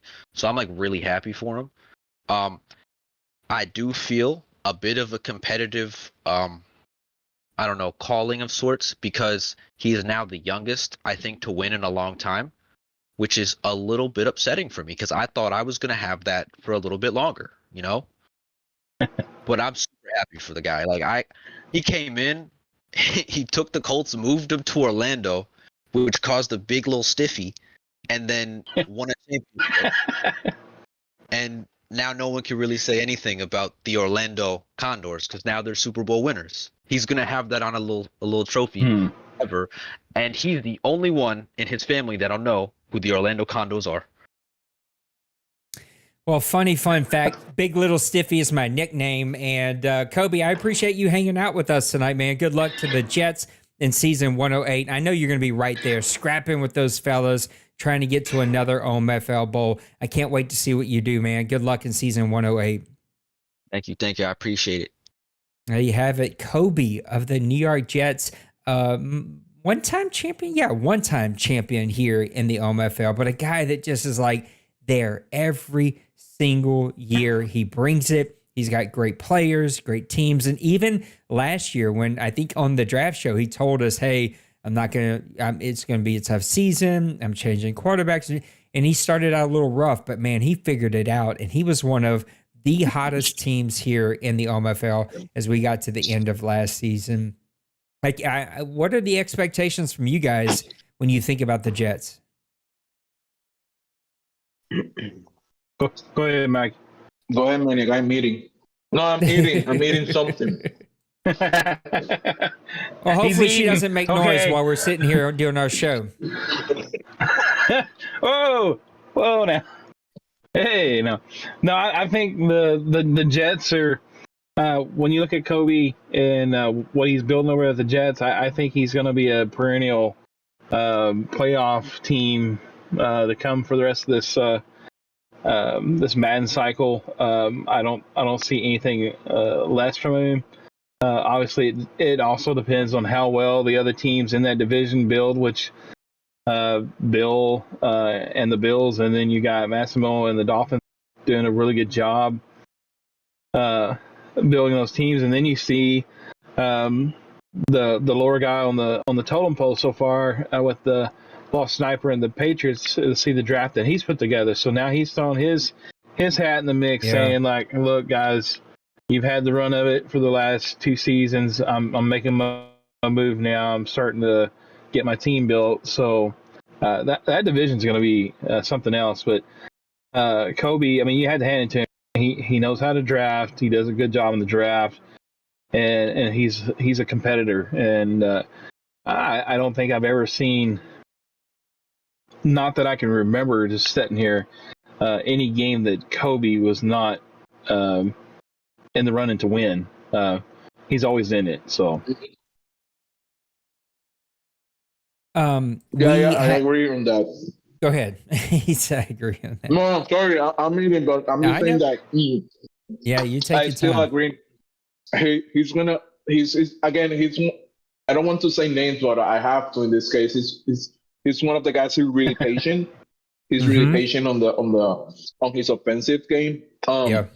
So that's the reason why he made it to the playoff at the end of the day. Even though with a slow start, he was patient. He was patient until he started to get all those wins. So he's really patient. So he's gonna benefit a lot from the changes that we're gonna make, that you are gonna make, because I'm not gonna make the changes. But so yeah. Sorry, I'm gonna keep eating. Go ahead. No, you keep eating, brother. Middle linebacker Brandon Cash, another hidden development middle linebacker, goes over to the Las Vegas Raiders. A lot of very good hidden development middle linebackers getting drafted this draft, and that's going to be a game changer for a lot of defenses. We'll see. I have to see exactly how it plays out, but it feels like it could be a game changer. Maniac, I see Joker is in the chat. Did he let you know he'd like to come on? I didn't, since we just got to talk to him, I didn't look at my texts. Let's see. I got 2 messages. I've got looks like Lucas said he could. I haven't got nothing from Joker, so maybe Joker just Joker, we see you just possibly. hanging out with us, which you're more than welcome to. But if you want to be interviewed, just let Maniac know. Shocks, if you're hearing me, come jump in the chat, and we'll do an interview with you next. We're into round number 7, pick number 3 with the Jaguars, then over to the Patriots, Giants, who are skipping now, Texans, Titans, who were skipping, Vikings, who were skipping. So we're going to roll through a lot of these picks, and we're going to be to the end of our season. While we wait to either hear from Joker or see Mr. Luca, let's take a look at the schedule, preseason schedule for week number 1, which we will be at here in just a few more minutes. We're going to be there. Oh, this doesn't show it. Okay, we'll get Luca first if he's in here, and then we'll Joker. If Joker's already in here, we'll go with him because he sent me a message too. So. Okay, nice. Well, Luca, come hop in if you can hear me. We'll do Joker first. Let's look at preseason week number 1 before we bring in Mr. Joker. Texans versus Dragons. That could be a sneaky fun game to be able to watch. Buccaneers versus Bengals. To me, the question is, how many of these teams really go all in? How many of these teams like play it like it's a regular season game, and how many teams just like are trying things? You just never know, but that could be a really fun game. Ravens versus Eagles, another really fun game. Packers and Chiefs, rookie quarterback. We're going to get to see him going at it. Chargers and Giants, revenge of an old owner. It could be a fun one. Lions and Jets. There's no way that either one of these owners show anything to each other, but it could be a fun game to watch. Rams and Dolphins, sneaky team, the LA Rams. Saints and Browns, be fun just to play catch again. Cowboys and Patriots, brand new regime in New England. That's going to be a fun team to watch this year. Panthers and Titans, Vikings and Steelers, Falcons and Condors, Maniac. That would be a fun one to you. We're going to see what that defense can do against a really patient, really great running game with the Condors. Commanders versus Broncos, Bills versus Cardinals, Raiders versus 49ers. Crazy fun game to watch. And then Jaguars versus the Seahawks. Tons of fun games in preseason week number 1 before we get off to the regular season. We're at the Giants. I'm going to skip them. But before I do, let me bring in your owner of the Arizona Cardinals, Mr. Joker. How you doing tonight, bud? Hey, what's up, brother? Can you hear me? Yep. I stupid Nate took a sip of water, but my cousin, my third or fourth string cousin somewhere. We got to be kin somewhere with family from the same area. It's good to see you, man. Glad to have you here. Your Arizona Cardinals took a massive leap last season. You went all in the draft. You went and got you a quarterback. You did all kinds of changes. Talk about season 107 from the Cardinals. Well, kind of flew under the radar. Y'all talk about everybody but the Cardinals. And I had 2,000-yard receivers. I had a 4,000-yard rookie quarterback. I had a 1,200-yard rookie running back. I had rookie defensive backs. And y'all just kind of just fly over all that and don't give the Cardinals no credit. Haters are going to hate. You know what I'm saying, Joker? We did it on purpose so he can fire you up and go to the bowl next season. I only had 17 sacks. You sacked me more than anybody, Nate. You sacked me 5 times. 5 of the 17 was when I played you. Hey, listen. Nate did mop the streets with that butt. I'm just going to throw that out there. It was my best game of the season, but we're not here to talk about me. Here to talk about you. You did have a really good season. That quarterback running back duo was outstanding. You did have a sneaky, really good season with those receivers. There were also a lot of improvements. Denver, you're just poking the fires. I hate you so much right now. Anyway, Joker, that season played really well. Didn't end the way you wanted it to end. Talk about how that came to an end. Yeah, me and the Vikings had played, and I had beat him earlier in the year, and I got up early in the game and kind of got lax and threw 2 bad picks, and that just kind of reversed the whole game, and he got ahead of me, and I just couldn't play. I had to play catch up then. So we'll talk about your mindset. What was the mindset coming into the business season for season 108?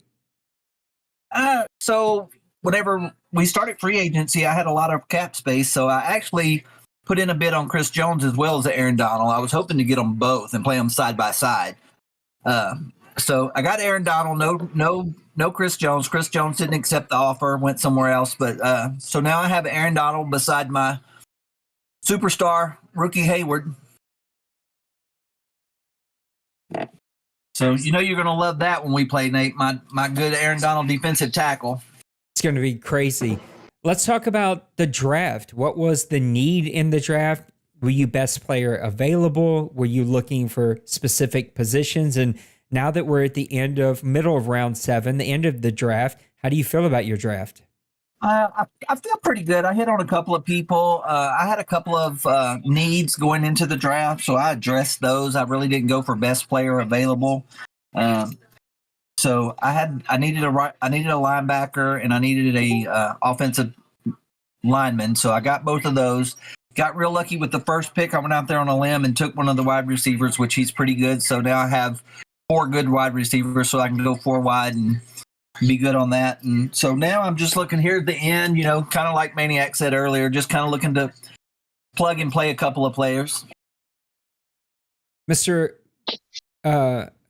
Miguel, what do you have for our guy, Joker? Joker, first of all, congratulations on turning your season around from last year. That was impressive. I don't remember what was your record before this season. Before I was 7. I only had 7 wins. 7 wins, and you jumped to 10, 11, right? Yeah, 10. 10. What do you? Go ahead.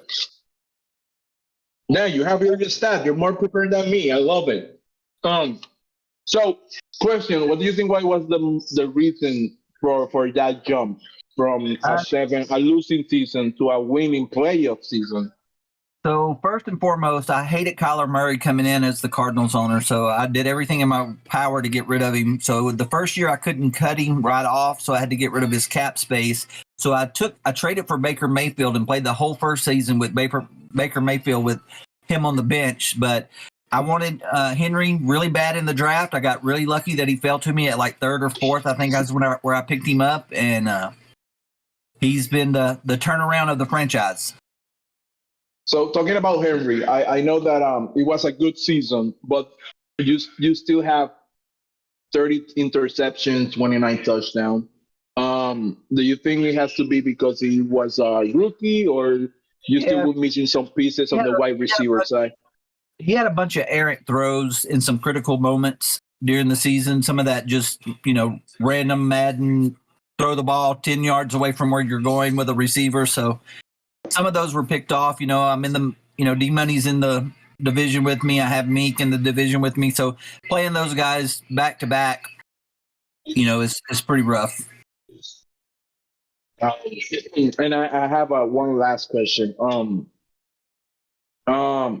What are your expectations for next season? I know that you're in a tough division though.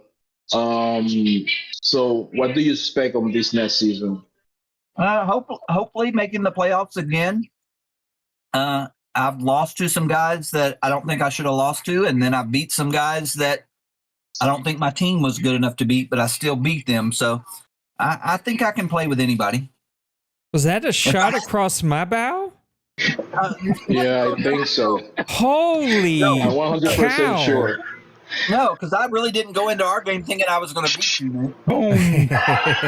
I'm just picking, buddy. I love that. Well, I wish you the best. I wish you the best, bro.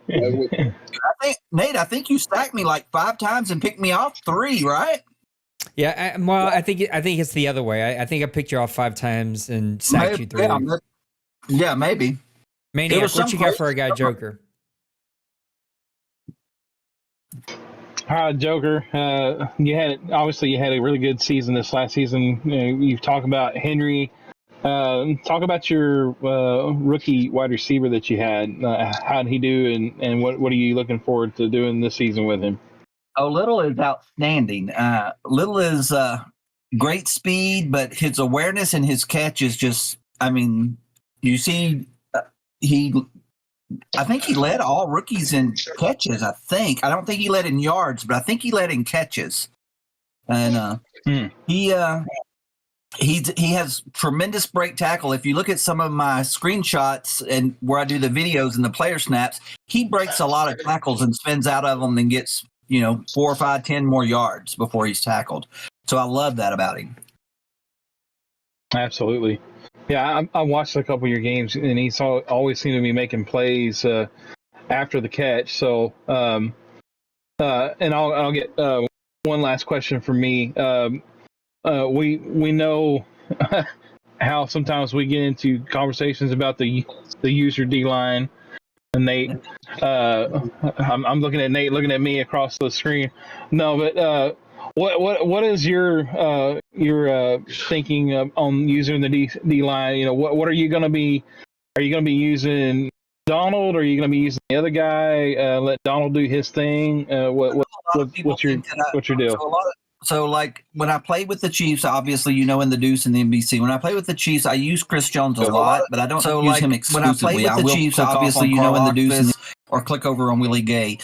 I do the same thing with the Cardinals, and people just don't realize it. I don't always play Hayward or Green. I do click off.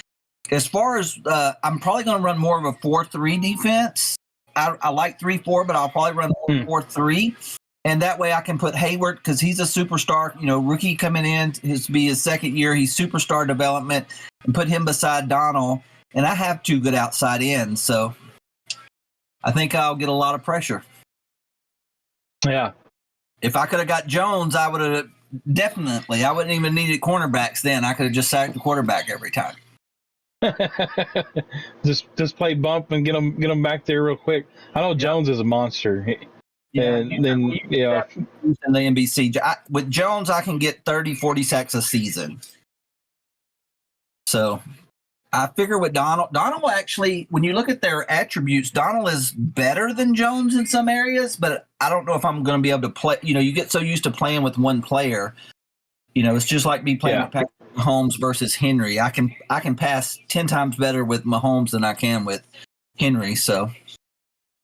Yeah, there's certain things that guys just do better. Madden guys do better than others. So I do see that point where you get used to one guy's way to play. Not even be a debate. Everybody talks about, do away with the defensive line. Do away with this, do away with that. The thing is, when you tell somebody that plays that position a lot, okay, you got to change up and do something else. Well, if you're good at playing linebacker, do you want me to tell you to quit playing linebacker? If you're good at playing safety, do you want me to tell you to quit playing safety? You don't. So that's my the part argument. That I don't. My argument, if it was a easier competitive advantage that takes lesser skill, that's my argument about D-line. It's just you literally just have to time button pushes, and it gives you a competitive advantage. It's timing, just like a quarterback throw. And as far as that, when you're playing safety, because you play high safety a lot, Nate. So when you play in high safety, if you see me throwing, it's a timing to get your safety back over to double team whatever wide receiver. That's a timing thing. I do think the biggest thing about and I think we can. I don't think if we're gonna have all day talking about D-line, especially from here. But I think the biggest thing about D-line user is just that there's tiny to none to make mistakes. So if you're using a linebacker, a cornerback, a safety, there's gonna be plenty of mistakes. But if you use a D-line, maybe there's not gonna be too many. And I'm not hating on that, to be honest, because Bill is amazing. I get you. It's just that, At the same time, as a defensive line user, do you know how many sacks I have run past because I didn't do it correctly and the quarterback escaped and then got a first down because I messed up? Again, we're going to end the argument or debate. It's not an argument because this is a good conversation. I didn't say ban the D-line user. That's the conversation that I had with Nate before the stream went up. He's gonna ban it. So I'm not banning it. Don't listen to him, Joker. My issue is number one, you can completely change a game using a defensive lineman. You cannot do that with a safety or a linebacker.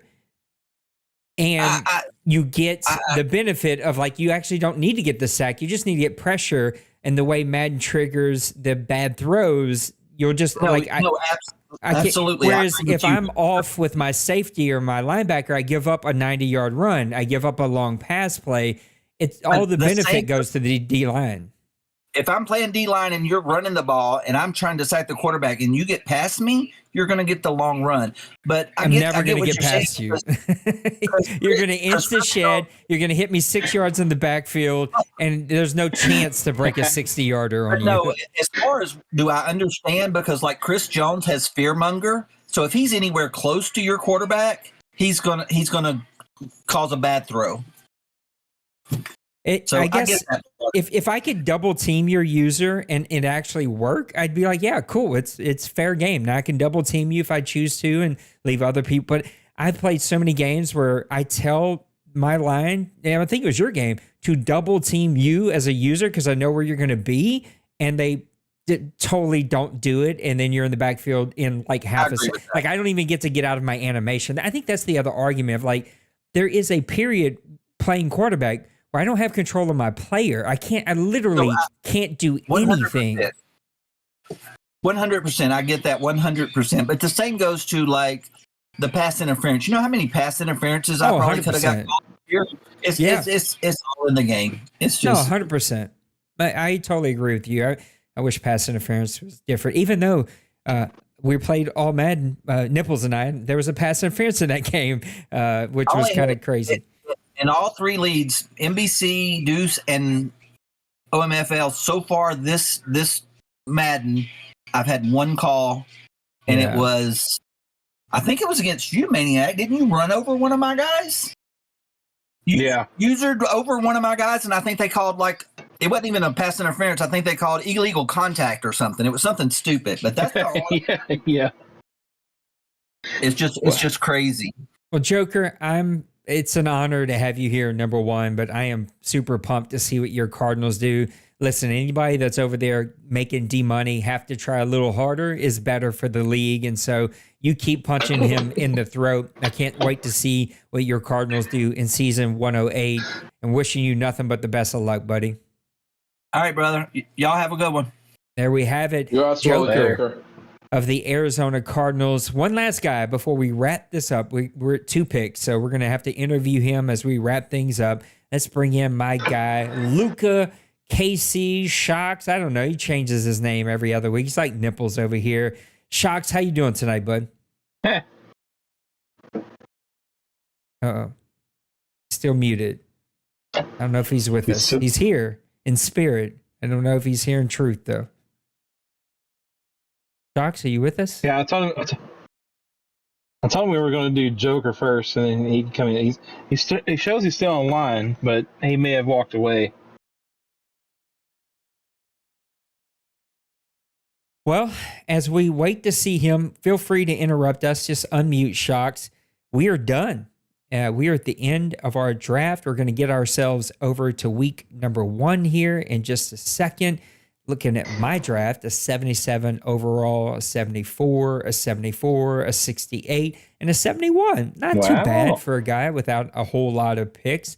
I don't know how many starters we're going to get out of this, but that's a solid draft. And sometimes having cap and a solid draft will go a long way. So we're going to get ourselves over to week number 1. But before we do, Mr. Miguel, give me your recap. What are your thoughts on we got Mr. Shocks. What's up, buddy? Well, I did hear you. Shocks? Hello. Hey, Shocks. how's it going? Hey, there he is. Hey, buddy. How you doing tonight? He's there. One of my low-key, not so low-key favorite human beings here is Mr. Shocks. Super pumped. Shocks, an up and down season in season 108. I think there's a delay. Are you listening to us through the stream? I think so. Yeah, there's a big delay with him Yeah, answering. he's gonna have to listen to us in Discord, not the stream.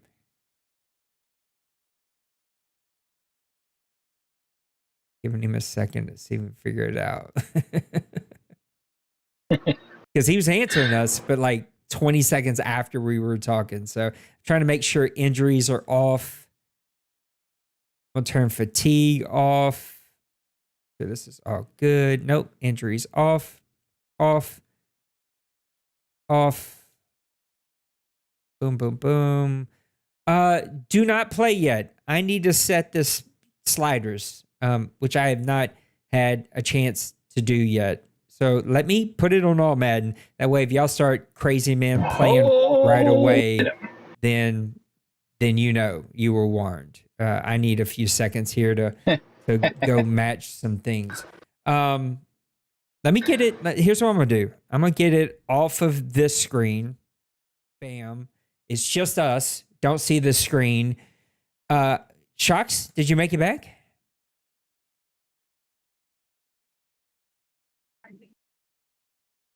Heard something? Hear that he's got some internet like mine.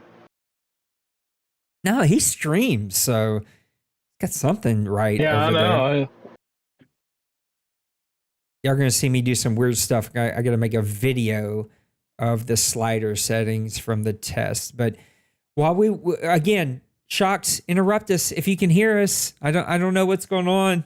Maybe let Maniac know in chat what you're doing so we know. But let's start to put a bow on the show. Miguel, give me some closing thoughts. What do you think about Draft 108? Draft was really, really, really good for a lot of teams that need it, and some teams that actually don't need it as well. It went really, really good, which makes me really upset to see that. But it is what it is. So yeah, it was a really good draft. Regardless, a lot of hidden people. So that's also really fun to see because everyone is happy. So if everyone is happy, I'm pretty sure Nate will be happy because the DMs will be quiet. So Miguel, no one is ever happy. I mean, yeah, in some way. But you know what? Whatever. I So do. people, yeah, well, yeah, I don't want to start that. So yeah, you guys are all complainers. That's so true. Nate has all the truth on saying that. Complain about every no, but no, joking about. I'm joking. No, a really good draft. Regardless, I'm really happy to see New England with the draft picks, Houston as well. So I'm really happy to see those teams that actually need it because sometimes in some draft, those teams that actually need it, they don't draft really good.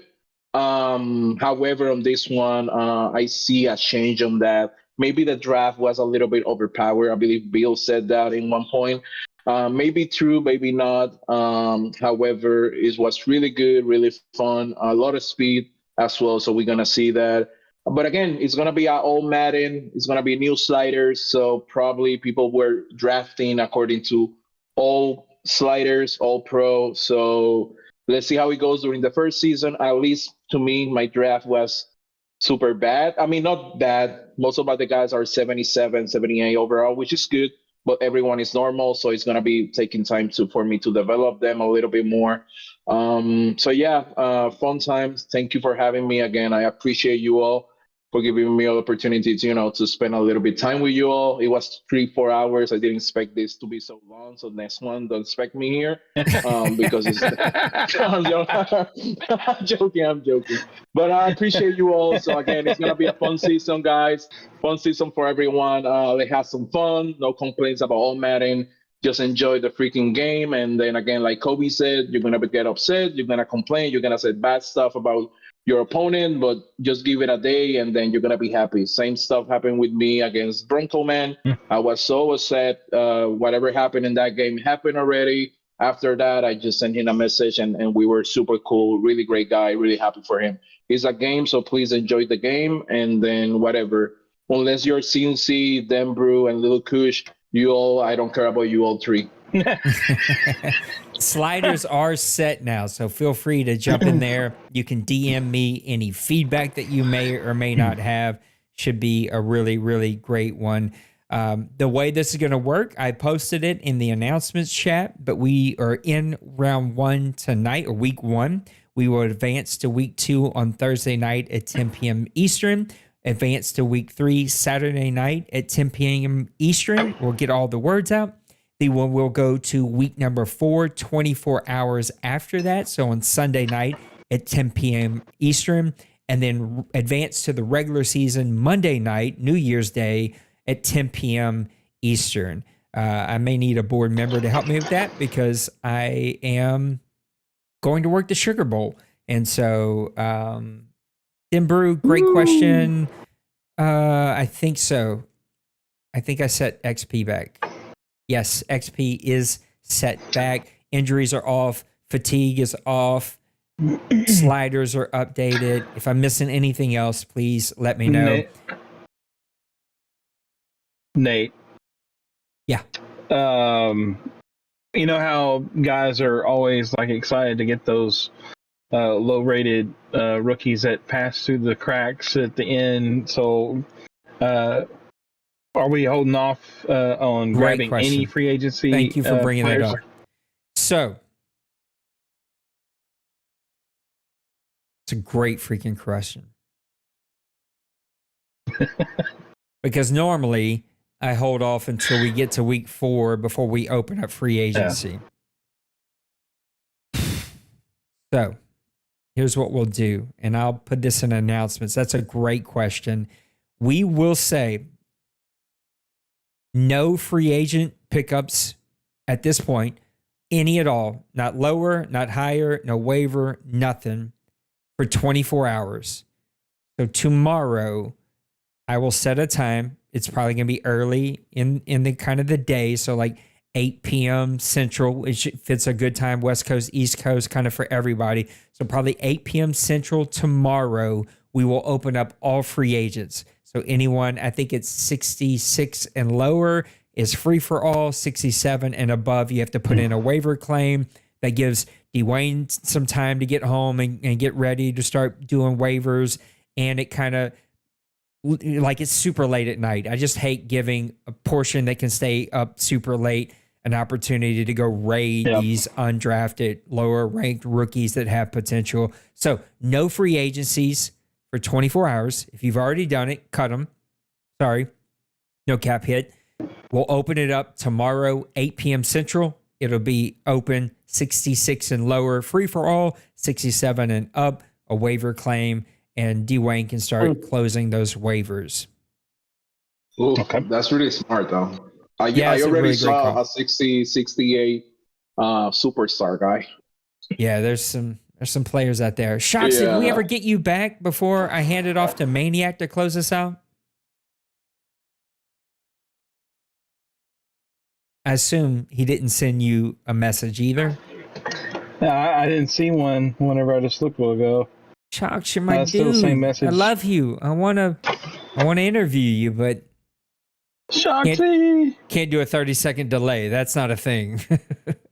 He muted himself, so I know he can hear us. He unmuted himself. No. Shox?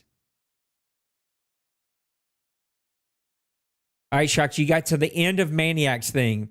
And if you're not with us, we'll have to figure it out the next time. Maniac. As long-winded as I am, you got like 2 or 3 minutes. Yeah, you got an hour.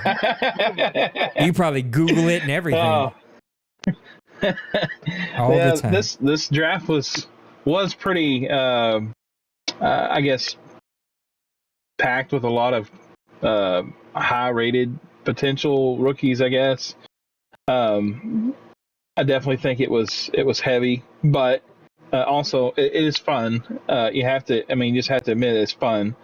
I was just looking at a couple of the rookies that were drafted. Rusty Starr, one of my stars of the draft, pun intended. And he's a 78 overall, and he looks really good. But the one that I was really shocked to see was Denbru's cornerback that he took. That was a second or third round graded guy. He's 88 overall to start off. That cornerback, 88 overall back for the Bengals, and he was projected to go second or third round, I think. The Panthers, the Lions, those are some. But anyway, games. those are some big time players I think are going to make impacts. Those teams will win against the computer. So I really did enjoy being here with you guys. Enjoy being with Mackie. Mackie always makes it fun.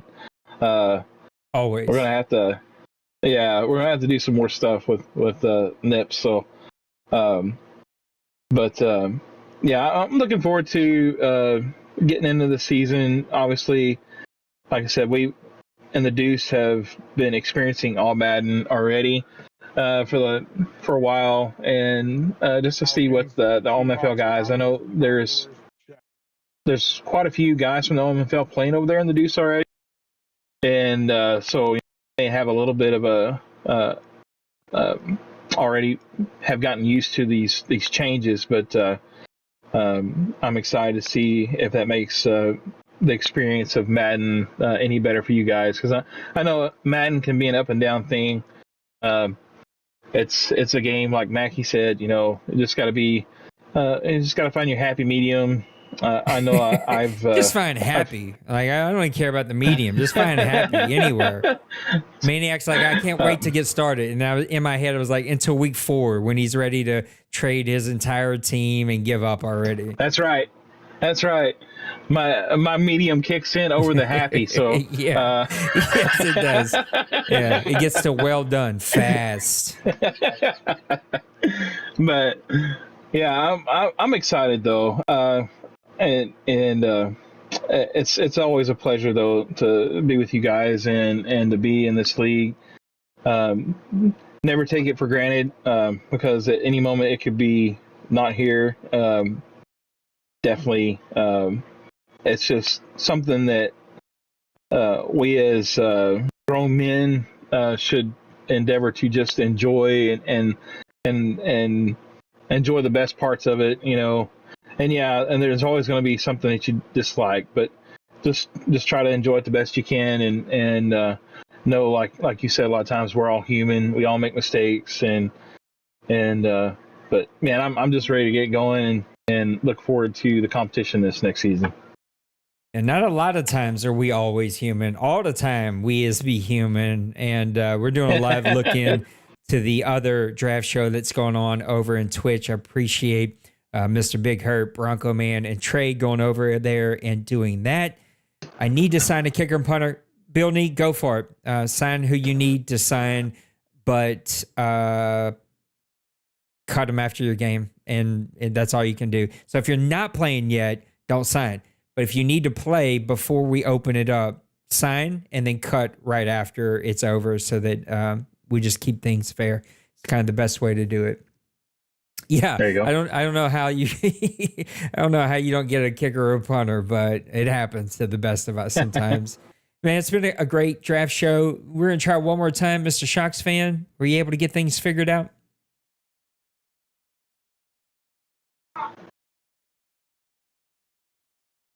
This is why a live look-in, I don't stream on Twitch. I'll multi-stream over there. Oh, they must have turned it off. That's why. But I hate all of the stupid ads and everything else that plays. And I thought about doing Kick, but I don't know. I have a dilemma, a moral dilemma. That sounds way too impactful.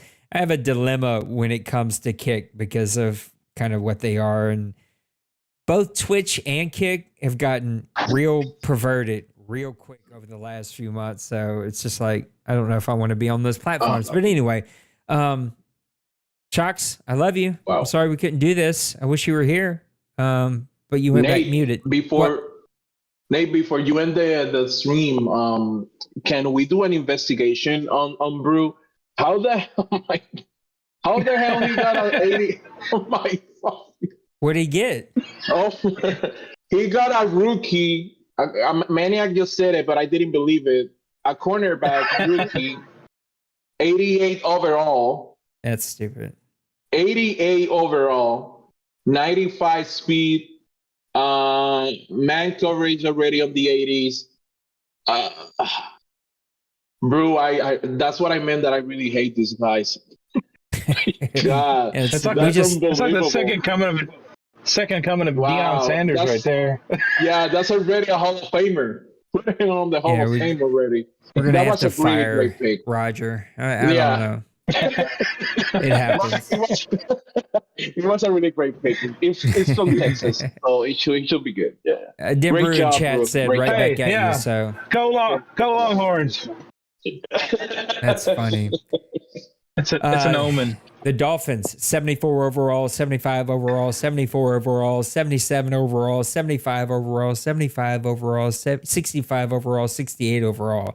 That was his draft. So a pretty decent haul for the Miami Dolphins. My winner, I think I'm just going to pick with my heart, has to be the Patriots. I just think Lost did such a great job. And I think it was a great show. Nips, you know that you're one of my favorite human beings here. I love you. You will always have a special place in my heart, and I appreciate you making time to be here. Maniac, thank you for pushing yourself and being on video and fighting through bad internet. And even though one could argue, be like, yo, you were here on video the whole time. That internet's fine. You're all right. No, I know it gives you problems, but thanks for everyone. We had a massive turnout. We had 20 or 30 guys at one point on the show. We got a new sub tonight. Wow. So thank you guys. If you're still here, the 6 or 7 that are still hanging out with us, make sure to hit the like button. I'll go make these few announcements. I appreciate the other guys, Big Hurt and Bronco Man and Trey, for doing a little simulcast, a secondary show that was happening over on Twitch. I appreciate you. Great night to be in the OMFL. Great night to be a part of Grown Folks.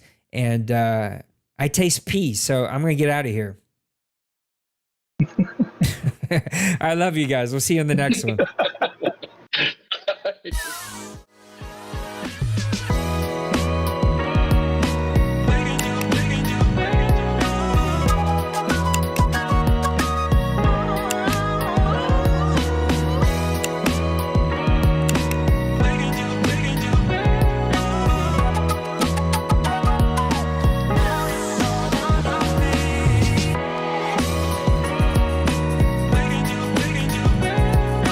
Smash that like and subscribe.